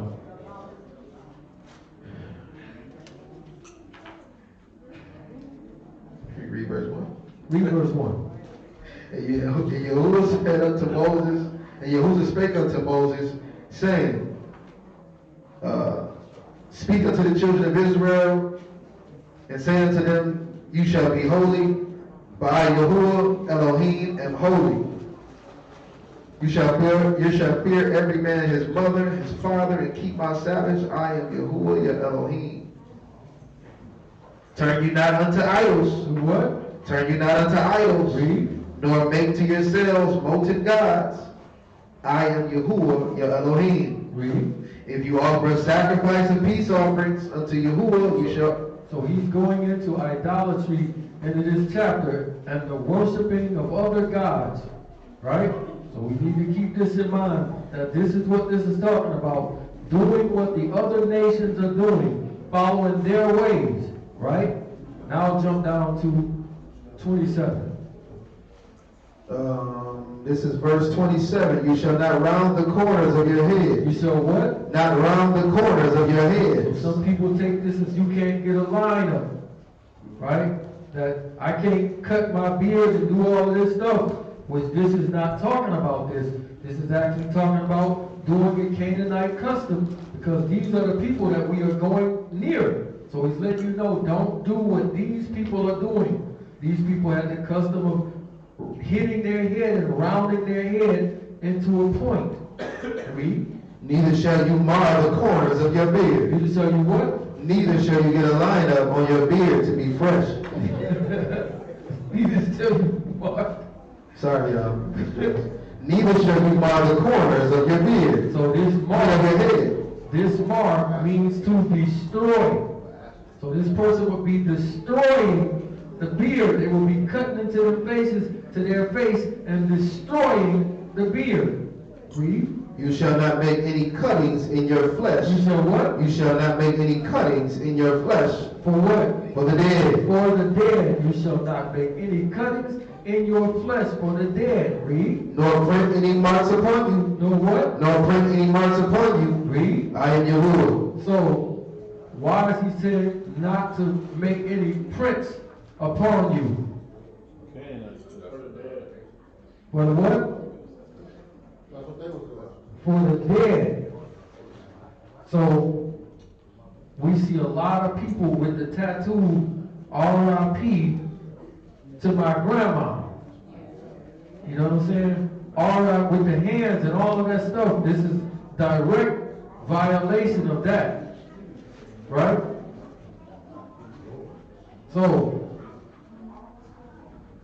is this saying that you can't get one, period? I would advise not to. Right? I would advise not to. But I'm not going to say that this is directly saying that you can't get one. For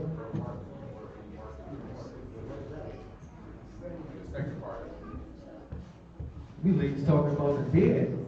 So go to the other one in Deuteronomy.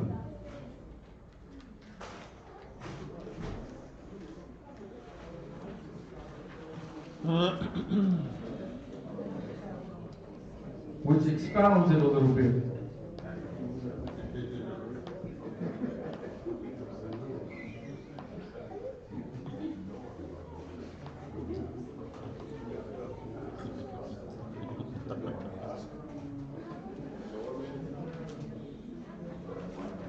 One moment.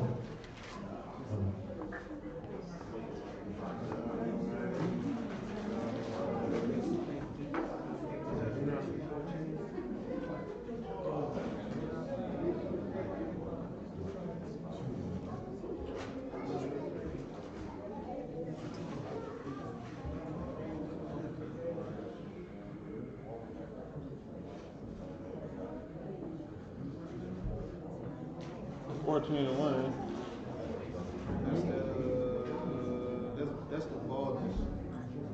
That's what I thought too.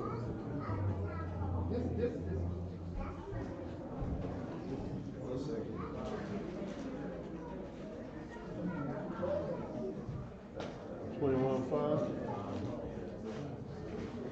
Deuteronomy 14, verse 1.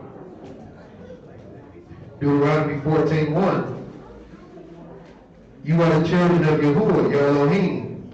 You shall not cut yourselves, nor make baldness between your eyes for the dead. For what? For the dead. So this leaves out the part about the markings, but in here he lets you know that the cuttings and the making the baldness is for the dead. I thought it was 21.5, that's not it. But me personally, I would definitely not get one.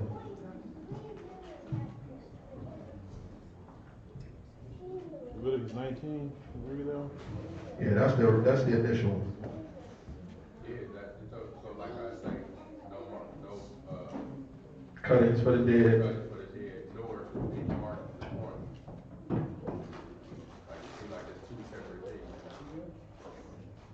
things. Yeah. If you read it in the scriptures, it does say something a little bit different. Hold on. One momento. Leviticus chapter 19 and verse 27 and hallelujah. Verse 28 is what's different. Verse 28, it says, and do not make any cuttings in your flesh for the dead, nor put tattoo marks on you. I am Yahuwah. Everybody saying tattoo. What's the strong? They put tattoo. They put tattoo in there. A tattoo, but is it in conjunction with for the dead? Because if it was for both, it would probably say cuttings in your flesh, nor markings upon you for the dead. It's a separate thought. Only mean together if it's an and. Well, the council have spoken. Don't do it. But even like, because But the the same mark, comma wouldn't have been in the Hebrew, is though. that just permanent mark? There's no comma in the It Hebrew. says this. It says incision, imprintment, tattoo, or mark, an incision or a gash, or the same as a mark. Permanent mark. Permanent mark. I'm looking at a few different versions. Let me see. I don't feel like 4 different versions, but that's what it says.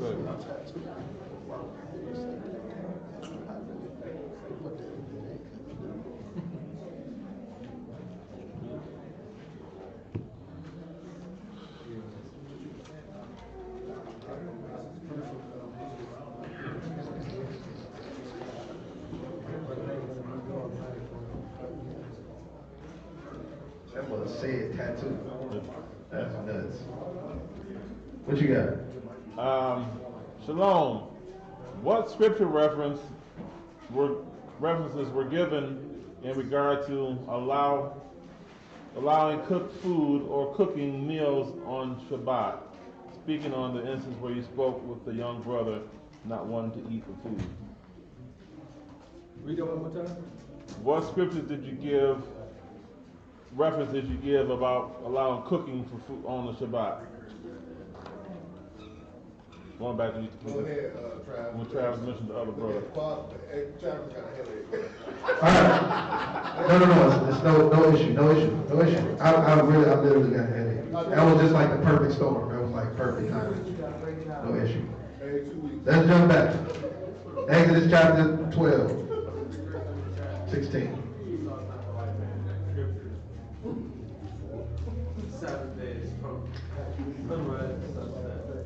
Exodus chapter 16. Pick up at verse 1.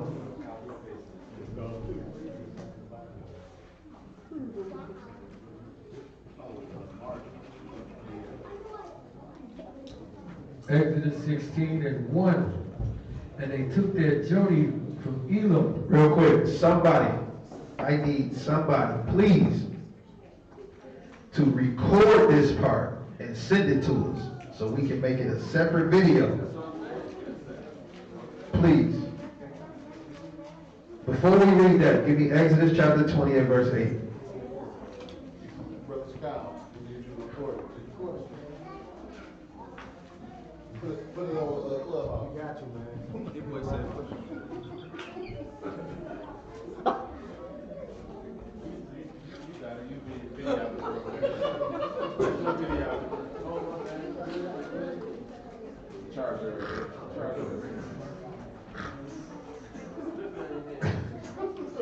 Come on, Exodus 28, come on.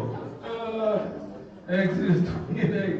Remember the Sabbath day. Do what? Remember the Sabbath day to keep it Kodesh. So remember the Sabbath day to keep it holy, keep it Kodesh. Go ahead.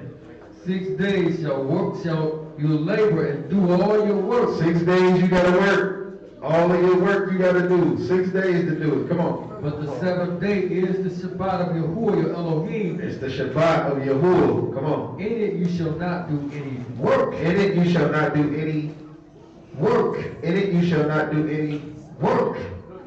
Nor thou, nor your son, nor your daughter, nor your manservant, nor your maidservant, nor your cattle, nor the stranger that is within your gates.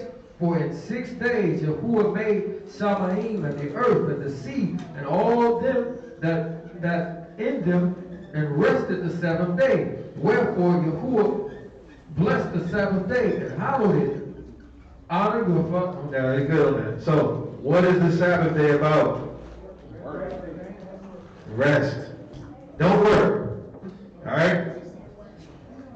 Exodus chapter 16, verse 1. The question is it against the law to cook on the Shabbat? Exodus 16:1. And they took their journey from Elam, and all the congregation of the children of Israel came into the wilderness of Sin, which is between Elam and Sinai. And on the 15th day of the second month, after their departing out of the land of Egypt, the whole congregation of the children of Israel murmured against Moses and Aaron in the wilderness. And the children of Israel said unto them, Would to Elohim we had died by the hand of Yahuwah in the land of Egypt, when we sat by the flesh pots, and when we did eat bread unto the full. So the two things that they said is we sat by flesh pots and we ate bread to the full. So what did Yahuwah turn around and give them? Flesh and bread. To the full. Come on.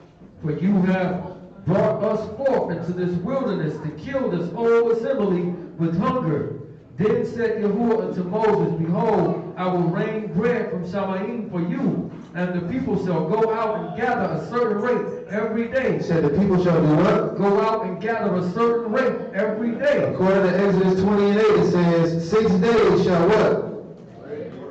Shall work be done. So what was the work that they were doing every day? Gathering. That's what the text says, right? Come on. That I may prove them whether they will walk in my law or no. And it shall come to pass that on the 6th day they shall prepare that which they bring in, and it shall be twice as much as they gather daily. Come on. And Moses and Aaron said unto all the children of Israel, And even then ye shall know that Yahuwah has brought you out from the land of Egypt, and in the morning then ye shall see the esteem of Yahuwah, for he heareth your murmurings against Yahuwah. And what are we that you murmur against us? And Moses said, This shall be when Yahuwah shall give you in the evening flesh to eat, and in the morning bread to the full. For Yahuwah heareth your murmurings, which you murmur against him. And what are we? Your murmurings are not against us, but against Yahuwah. And so, Moses, 6 days, you were supposed to go out and do what? Gather. 6 days, right? Every night he gave you what?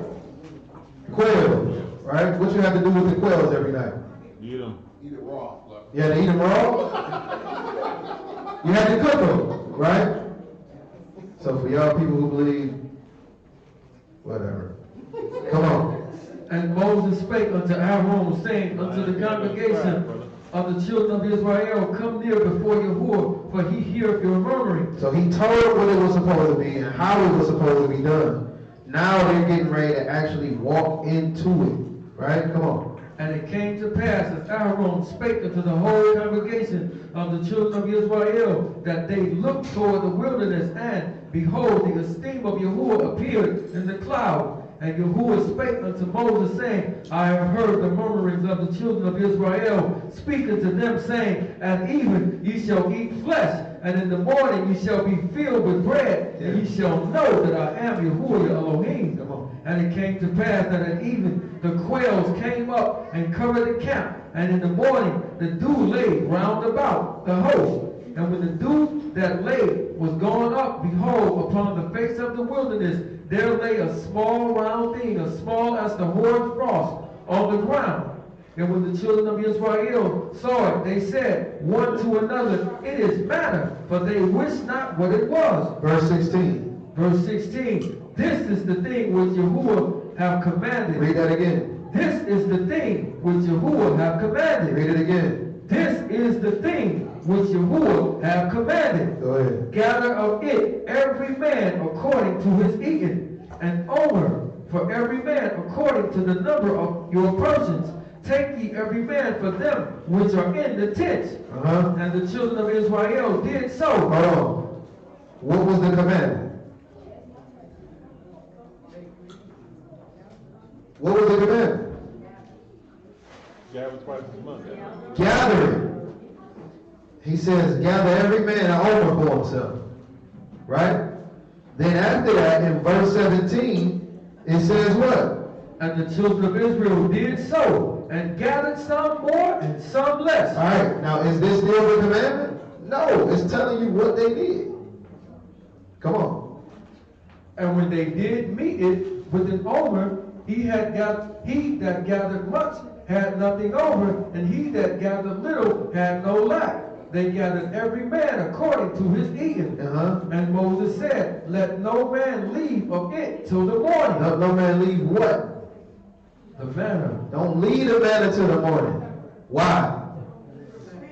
Come on. Verse 20. Notwithstanding, they listened not unto Moses, but some of them left of it until the morning, and it bred worms and stank. And Moses was wroth with them. And what? And they gathered it every morning, every man according to his eating. And when the sun waxed hot, it melted. What melted? The manna. The manna. The stuff that they gathered every day. Come on. And it came to pass that on the 6th day they gathered twice as much bread. What did they do? They gathered twice as much bread. What was the work that he told them to do every day? Gather.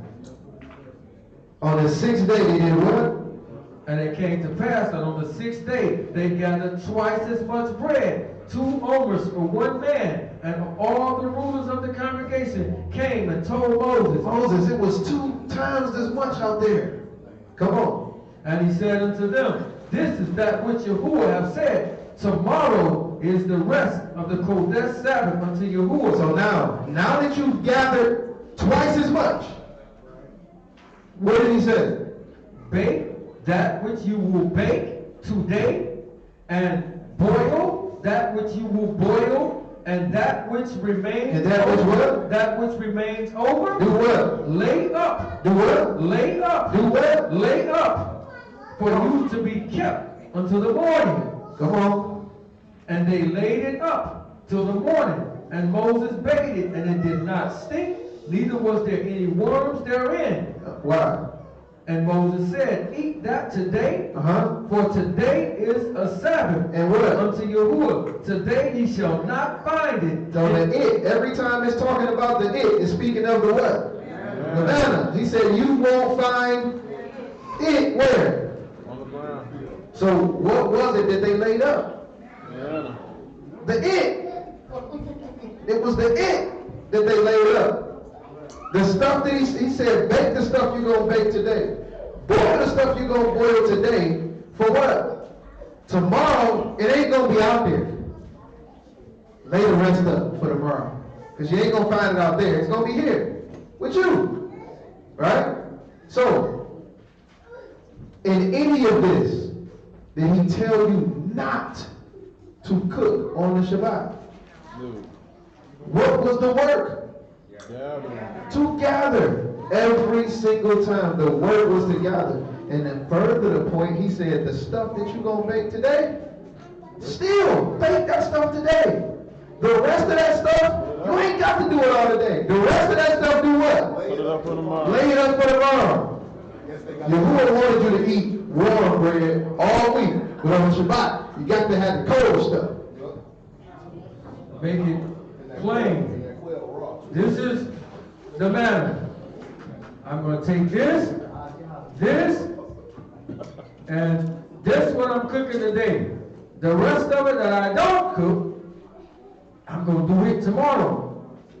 So let's confirm it through more script though, through the book. So did he send double quail on the evening of the 6th? No, he did not send double quail. No double quail. Why didn't he send double quail?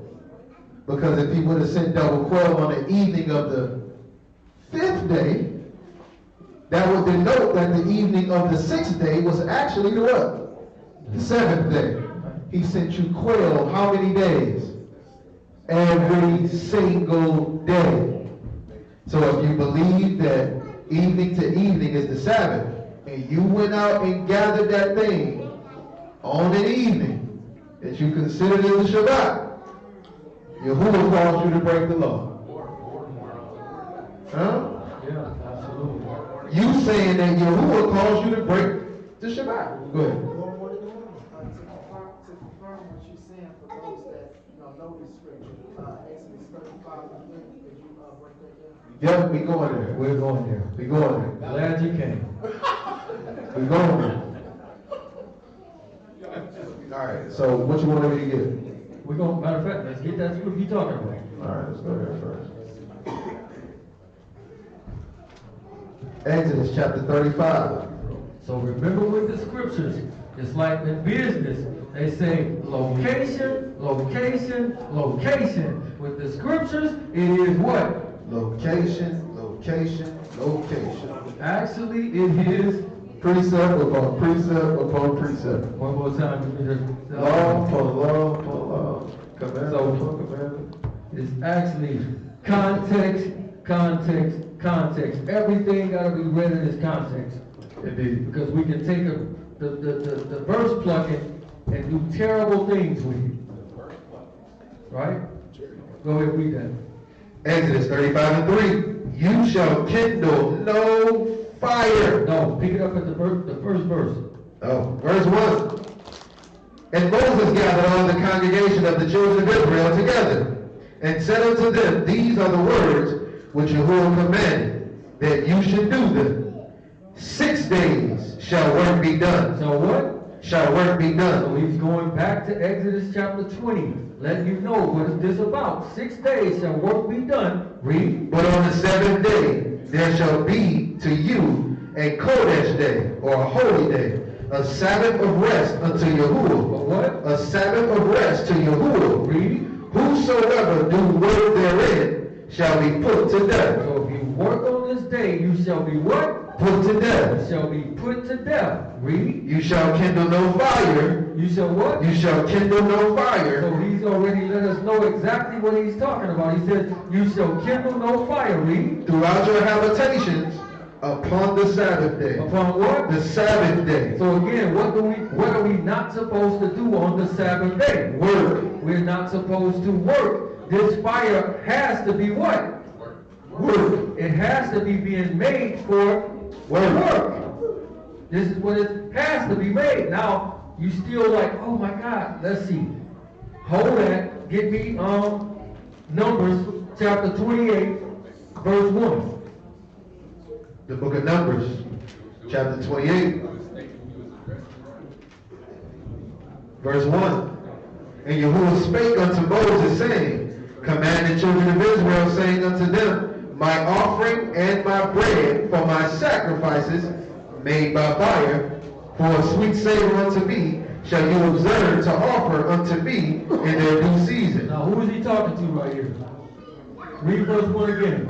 And Yahuwah spake unto Moses, saying, Command the children of Israel, Command who? the children of Israel, Read. and say unto them, My offering and my bread for my sacrifices shall made by fire. Made by what? Made by fire. Read. For a sweet savor unto me. For what? For a sweet savor unto me. So this is a burnt offering. It says an offering made by fire. Jump down to verse 10. Verse 10. This is the burnt offering. This is what The offering? burnt offering Read. of every Sabbath. Of what? Of every Sabbath. So they was doing what on the Sabbath? Read it again. This is the burnt offering of every Sabbath. Read. Beside the continual burnt offering and its drink offering. So a burnt offering on the Sabbath, they was doing it. What do you think that was? Cooking. They was what? Profaning? That ain't what That's not, we're going, what does this say right here? Oh, and that's the law, right? So you think Mashiach was speaking against the law? Nah, he wasn't speaking against it, but he said they profaned the Sabbath. No. Who he said profaned the law?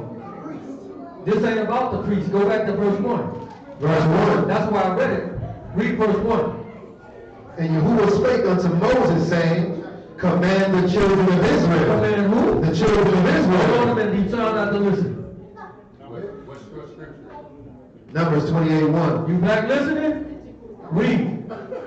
And Yahuwah spake unto Moses, saying, command the children of Israel. Command who? The children of Israel. This ain't about the priest. This is about the children of Israel. You believe the book, yes or no? Read. Commanding the children of Israel, and say unto them. Unto who? Unto them. Unto Moses and Aaron the priest. Unto them. This is to the children of Israel. This is to the people, not the priest. Read. My offering and my bread for my sacrifices made by fire for a sweet savor unto me shall you observe to offer unto me in their due season. In whose season? In their due season. This ain't talking about the priest. Keep reading. And you shall say unto them. Unto who? Unto them. It told us who he's talking to in the first verse. Read. This is the offering made by fire which you shall offer unto Yahuwah. 2 lambs of the first year without spot, day by day. How long? Day by day. Read. For a continual burnt offering. Read. The one lamb shall you offer in the morning, and the other lamb shall you offer at evening. Read. And a 10th part of the ephah of flour for meat offering, mingled with the 4th part of a hin of beaten oil. It is a continual burnt offering, which was ordained in Mount Sinai for a sweet savor. Read. A sacrifice made by fire unto Yahuwah. Oh, sacrifice made by fire. That means there has to be some fire out there. Read. And the drink offering thereof shall be the 4th part of the hin. Read. For the one lamb in the Kodesh place. See that here, boy. Read on. Cause the strong wine to be poured. To be poured unto Yahuwah for a drink offering. And the other lamb shall you offer at evening, as the meat offering of the morning. And as the drink offering thereof, you shall offer it a sacrifice made by fire of a sweet savor unto Yahuwah. Wow, there's a lot of fire. Read. And on the Sabbath day, 2 lambs of the first year. On what day? On the Sabbath day, 2 lambs of the first year. Read. Without spot. 2 10 deals of flour for a meat offering, mingled with oil. And the drink offering thereof. This is the burnt offering of every Sabbath. Of what? Of every Sabbath. This is the burnt offering of every Sabbath. This is talking to the children of Israel. This is not to the priest. So the children of Israel was offering their own burnt offering. They had to come to the priest. We just actually read it. Right, the understanding of that is that they must be accepted. Read it again. The offering came to the priest. I thought No. the scripture said. You remember, you said that this was talking about the priest.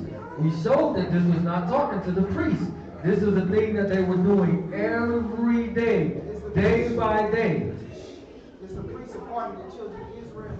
Yes. But when he speaks to the priest, he speaks directly to the priest. You want to see where somebody talking directly to the priest? Yeah, because I mean, when I seen it, when I don't remember what scripture it was, but I think it was Numbers chapter 7 or 8 or something like that. It says that every offering that you give it to the priest. Go to it. Hold on, let me finish reading this. And on the Sabbath day, 2 lambs of the first year without spot, and 2 10 deals of flour for a meat offering, mingled with oil and drink offering thereof. This is the burnt offering of every Sabbath, beside the continual burnt offering, as his drink offering. So was that wasn't 2 lambs per person, that was 2 lambs for Israel. So this is specific, that they is letting you know that it was some fire being burned and there was some cooking going on with this. So that scripture talking about the priest profaned the Sabbath, that's talking about when David came in there with the people that wasn't supposed to be eating in the temple. That's what that's talking about. That is not talking about this. Matthew chapter 12.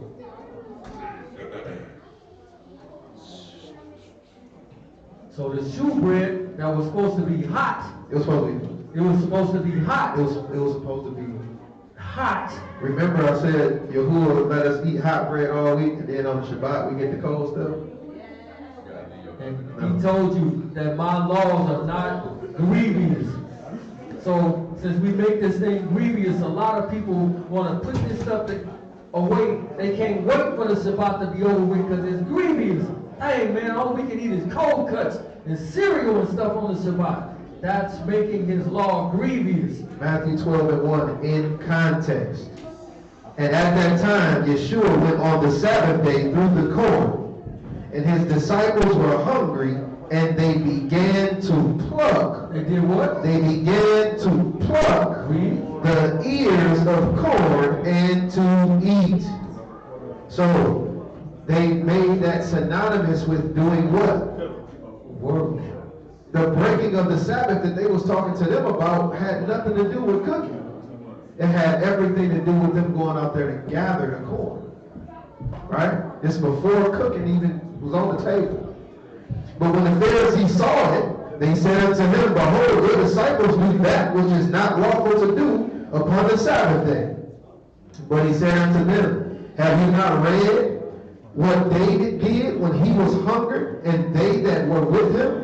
How he entered into the house of Elohim, how he entered into the house of Elohim, and did eat the shewbread, which was not lawful for him to eat. So the shewbread was for who to eat? The priest. The priest to eat. But the bread was what? The bread was hot. And that's not a sacrifice. So they just gave the hot bread to David, which is a king, and to the men that were with him. It wasn't lawful for them, but we know life takes precedence over this. So these men haven't eaten. It's not lawful for them to actually eat it, but the priest gave it to David and the men that was with them. That has nothing to do with Numbers chapter 28. Verse 5. Or have you not read in the law how that on the Sabbath days the priests in the temple profane the Sabbath and are blameless? So how do you profane the Sabbath? Working. Not working. They are working over and over again. They're taking these sacrifices. They're dressing the sacrifices. They're doing all type of stuff to them. They cooking them. They cleaning up the blood after the one sacrifice. They do. You get what I'm saying? It's work. He never mentioned anything about cooking. And the part that he did mention about the showbread, if you go back and look at that, the showbread was hot. How did the showbread get hot? They had the microwave, the easy bake up. No, they cooked the bread. You feel what I'm saying? I'm being honest. They cooked the bread, but that bread was for the priest. That bread that was made for the priest had nothing to do with the sacrifice. So listen to what I'm saying. The bread that the priests were to eat on the Sabbath, what was that a sacrifice for?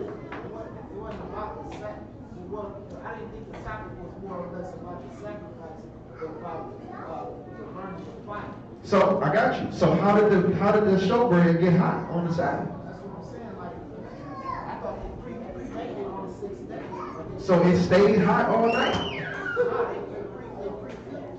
I'm saying. How did it get back hot on the Sabbath is what I'm asking. Was it, did they, like you said, how did it get back hot? Like, was it even hot on the Sabbath? Yeah, let's go back there. Let's go back. What scripture says that it was hot? We're going to go back to when David went in there and ate the bread. The whole was being done. Hebrew scholars. You doing like the Italian The book of 1 Samuel 21.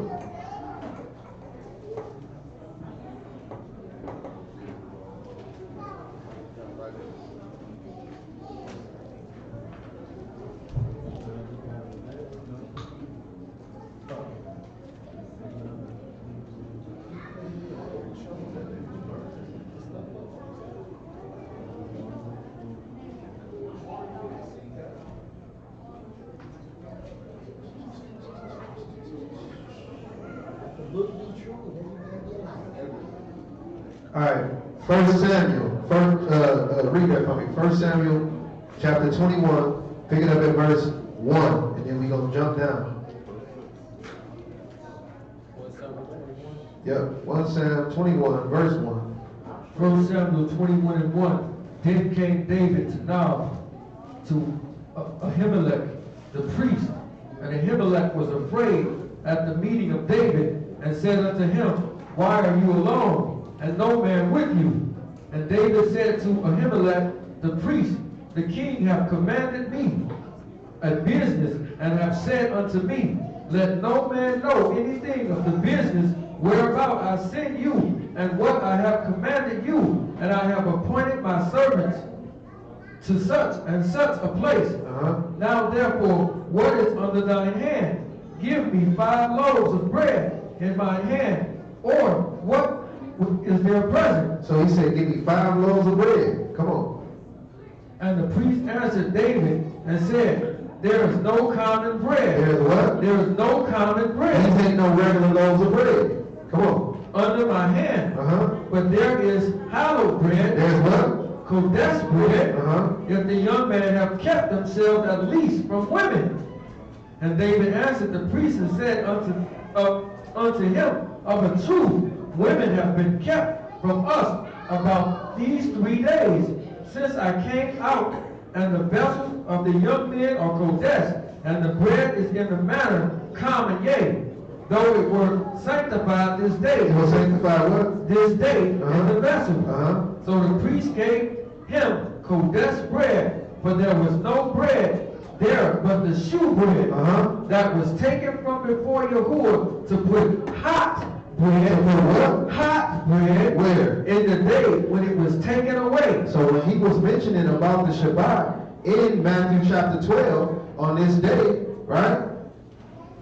This is hot bread that they ate. So they cooked the bread. They had to cook the bread. That's the only way the bread got hot. So by him cooking the bread, you saying that when they gave him the bread, and he said they profaned the Sabbath, it was because they gave. He wasn't supposed to. Remember, it was hallowed bread. That was only meant for the priest. Right. That's the reason why. But he was blameless. Right?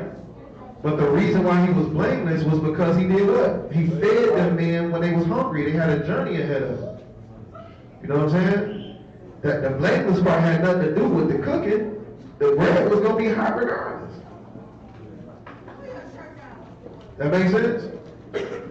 So we know that the bread was not associated with, the cooking of the bread had nothing to do with a sacrifice, had nothing to do with none of that type of stuff, but this was set apart specifically for the priest. But in verse 5 it says, Have you not read in the law how that the Sabbath days the priests in the temple profane the Sabbath and are blameless? Because they're working. How do you profane the Sabbath? So how do they profane the Sabbath? That's the question. How do you profane the Sabbath? By working. We agree that does go back to chapter 28. It go back to chapter 28. It go back to Leviticus 16. It go back to whichever one you want to go to when you talk about the Sabbath. 16 never mentioned the priest making an offering on the Sabbath day. What do you mean? Well, it don't mention the priest cooking on the Sabbath day. But it's not about cooking. It's not about cooking. It's about the work that's being done. It's not, cooking wasn't the only thing that was done. Nah, cooking wasn't only, I'm not disagreeing with that. Right. Cooking wasn't only work that was being done, but it was one of the things that was being done. Right, but what I'm saying is, the work was what was profaning the Sabbath. Absolutely. Not the cooking. Right, but he specifically, he said work, but specifically also said you shall not kindle the fire. Right. So what are you doing to kindle a fire? You're working. We see Kindling the fire. kindling the fire. How do you kindle the fire? That's my question to you. How do you kindle the fire? You got to, right? That's work, right? There's a lot more. What happens if you already have your fire?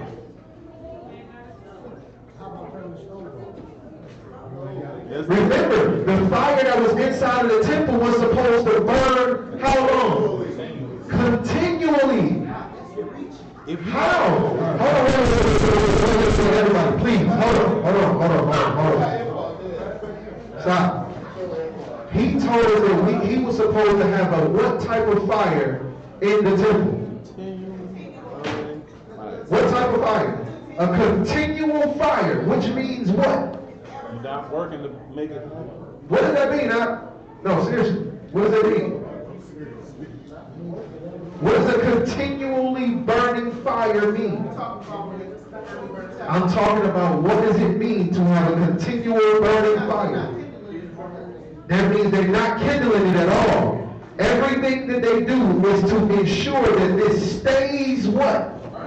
That it stays going. It should never be burned out. It should stay burning continually.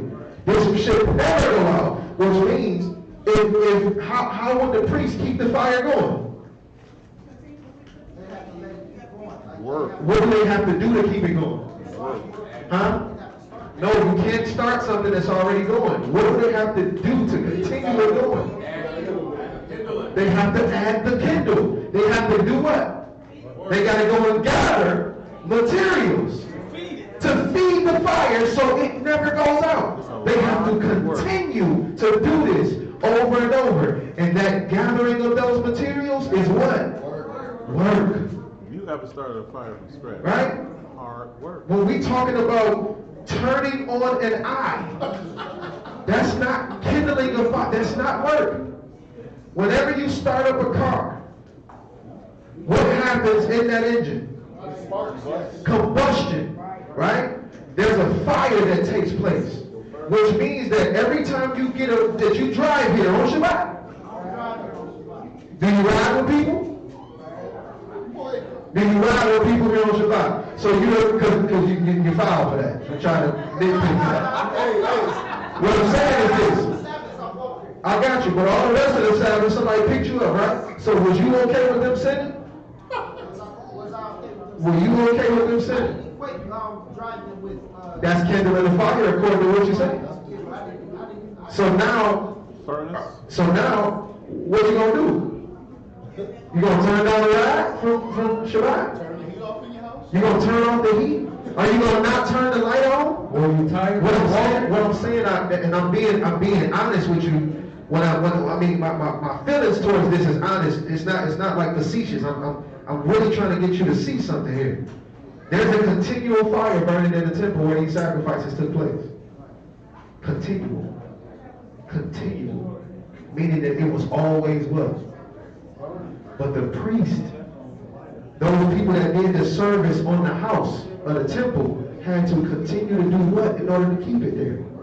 They had to continue to feed that fire. They had to go out and gather materials to feed that fire. It was inevitable for them to have to do it. Have you ever started a fire from scratch and saw how long it burned? At some point in time during that day, what do you have to do? Add more fire to it. You gotta go add to it, but how do you do that? I'm working, gathering. I gotta go grab some sticks to do it. But according to the text, the man that was gathering sticks on the Shabbat got put to death. Well, the priests and their children, they gotta go gather sticks. Why? Because they gotta keep this fire burning. So they were working. They profaned the Sabbath, but they're what? They're blameless. We're not supposed to do any work of servitude. The Levites, the priests, and their sons, what is their job to do? To serve the people. They continually have to do this, even on Shabbat. So they're profaning it by working for people, but they are still what? Blameless. We take cooking and we say, oh, cooking. No. Look at everything that's going on here. You're talking about the cooking part. You will never mention nothing about cooking. Now, you find me a scripture about somebody cooking something on Shabbat and he felt like it was wrong, and I'll give you $1 million. And I'll give you double it. Yeah. It's not in there. You make it that when we don't see that. But if that's how you feel, I'm fine with that. You know what I'm saying? That's absolutely cool, bro. But to say that it's sin or to believe that somebody is sinning on that, and you can't verify that in the text, You see it, though. you know what I'm saying? You see it. That's why, the day before Shabbat is what? Preparation day. Preparation day. So you're supposed to prepare whatever it is you have to prepare, like, so to be ready for you on Shabbat. Same way when you brought out the point with the man, I don't know if you were here for that. When they gathered it, they laid it up. That was preparation for the Shabbat. You know what I'm saying? But they didn't cook it until for that day in particular. Same thing with the building the quick. So it wasn't necessarily that they, so, and I might be a little off.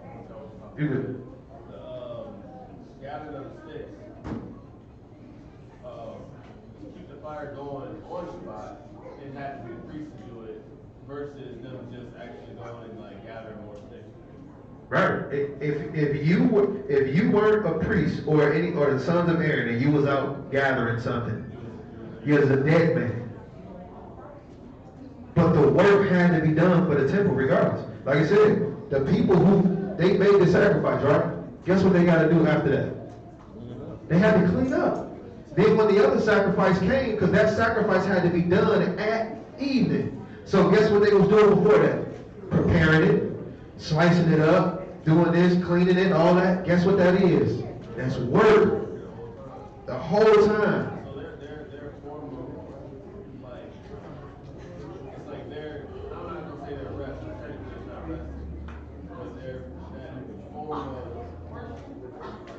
worship or gathering, so to speak, was, this is their servitude. It's their servitude because Yahuwah said that those people were to join themselves to him. So what is Yahuwah doing continually for his people? Right? Now, if a person is a watchman over the land, can't not have a watchman? Guess what? That's still their work, but they're a watchman. A person that's a nurse, guess what? Right? At that time, if you got stabbed up, if something happened to you, hey, y'all gonna heal you, bro. What? Oh, why you gonna pull that donkey out the ditch? Is you crazy? A woman went in a labor on Shabbat. Ain't no Shabbat babies. Man. Hey, Mary do any day now, man. But the work, every time Yahuwah mentions his Sabbath, he always talks about the work. Every time. Every time. Right. Like I was just talking with Lee, there were people whose occupation it was to gather and kindle fires. That's what they were to do. That's what they did for a living. That's why he was telling the children of Israel not to do that. Right. Because everybody wasn't good at kindling fires. It's not something that everybody got. Hard work. Bottom line. If you ever start a fire for real. This is the thing. If you see that there are fires going on Shabbat, what would that make you think? Remember, these is people that's coming out of Egypt. What would that make you think? Oh, that's cool. I can start a fire on Shabbat. No. You don't start no fire on Shabbat. Because you about to be working. Don't do that. What we doing today was turning on the eye. If that's what you talking about, we in bad shape. Ain't no driving to Shabbat. You better have it at home. Or we all need to meet up here at night and spend the night. You know what I'm saying? Turn on the lights. Don't turn the lights on. Don't you turn the heat up on Shabbat. What? Don't you turn that heat on when you come in here on Shabbat?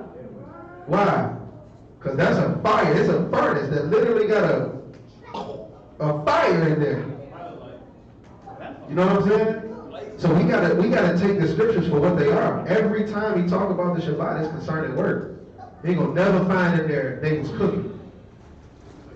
Even with Mashiach them on that Shabbat, that Matthew 12, the only reason they was getting at them was because they were gathering corn. They was out there in the field gathering corn. And they like, yo, y'all breaking the Shabbat. Why? Because they was out there gathering. Feel what I'm saying? Cold showers? You gotta take a cold shower. Oh man, cold shower. That hot water tank. That's spark every time. Hot water tank. Hot water tank. Somewhere to break down and in the woods, just gotta freeze. It's the Sabbath. Yeah. So Yahweh live to Yahweh. Come on, man. We got any more questions? One more question.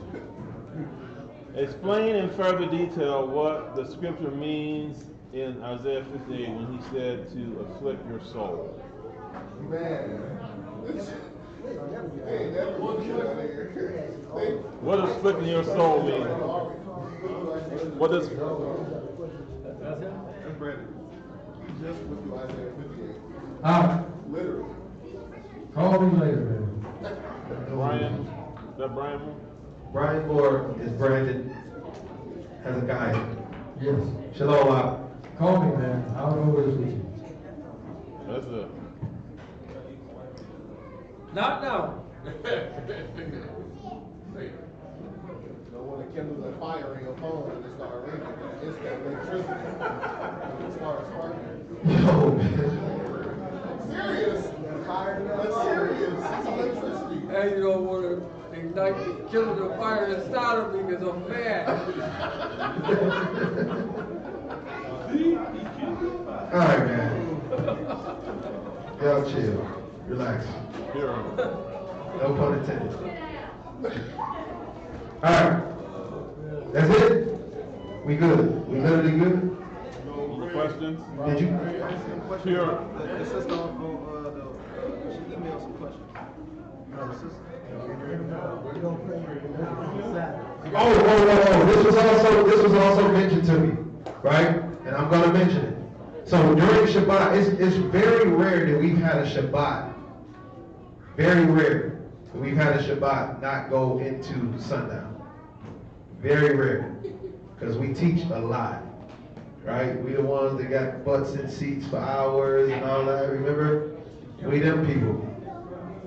So it was brought to my attention, the music for the turn up, not that what y'all think.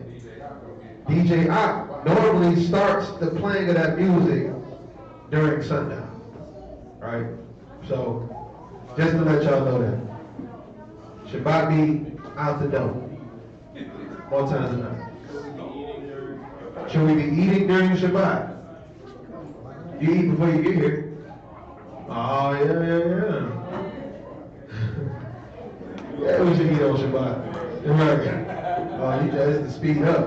All right, come on, let's pray out. We're going to pray. Come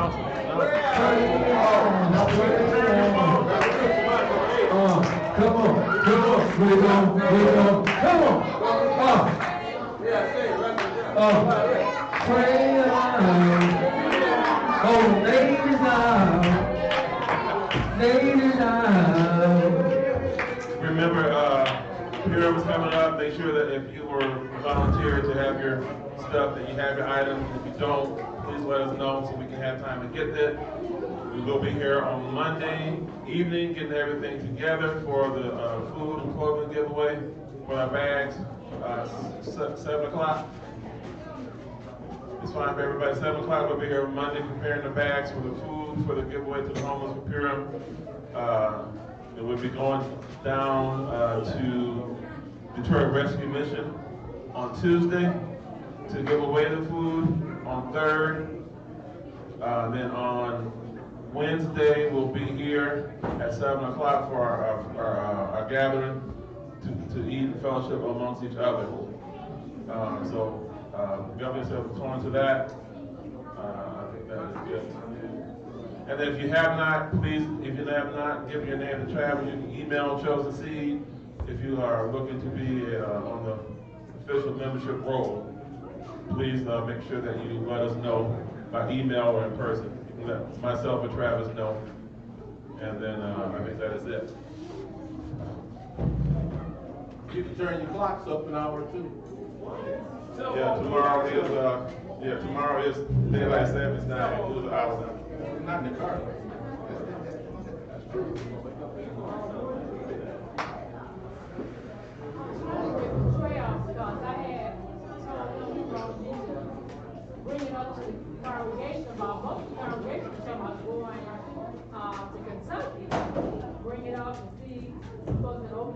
congregation to see, most people over there. How many people plan on not going to Kentucky? Not going or going? Who was not going to Kentucky?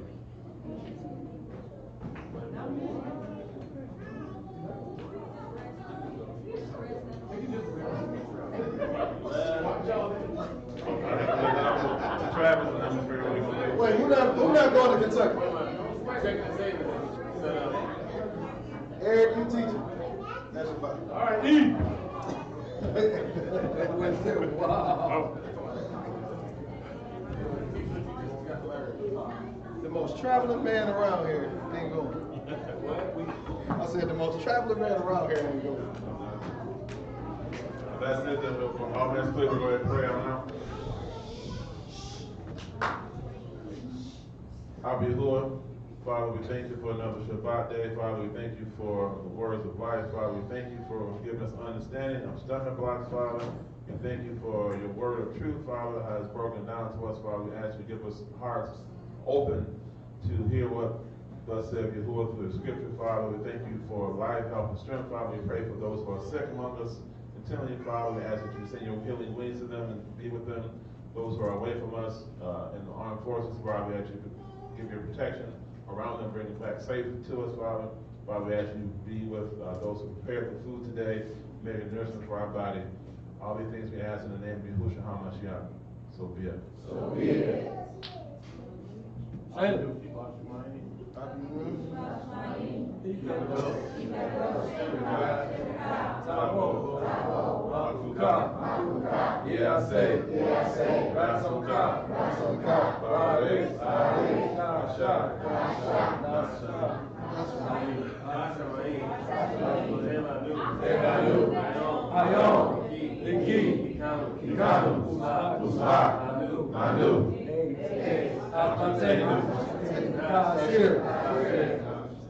Hold on, man. No.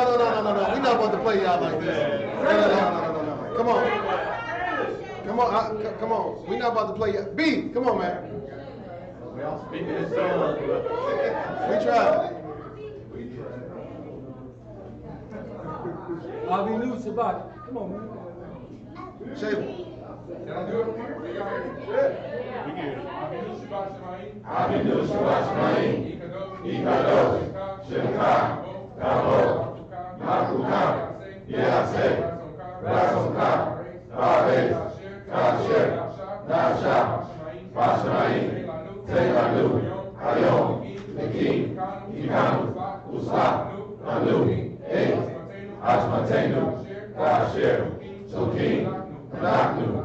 Asher, Ashmu, Nanu,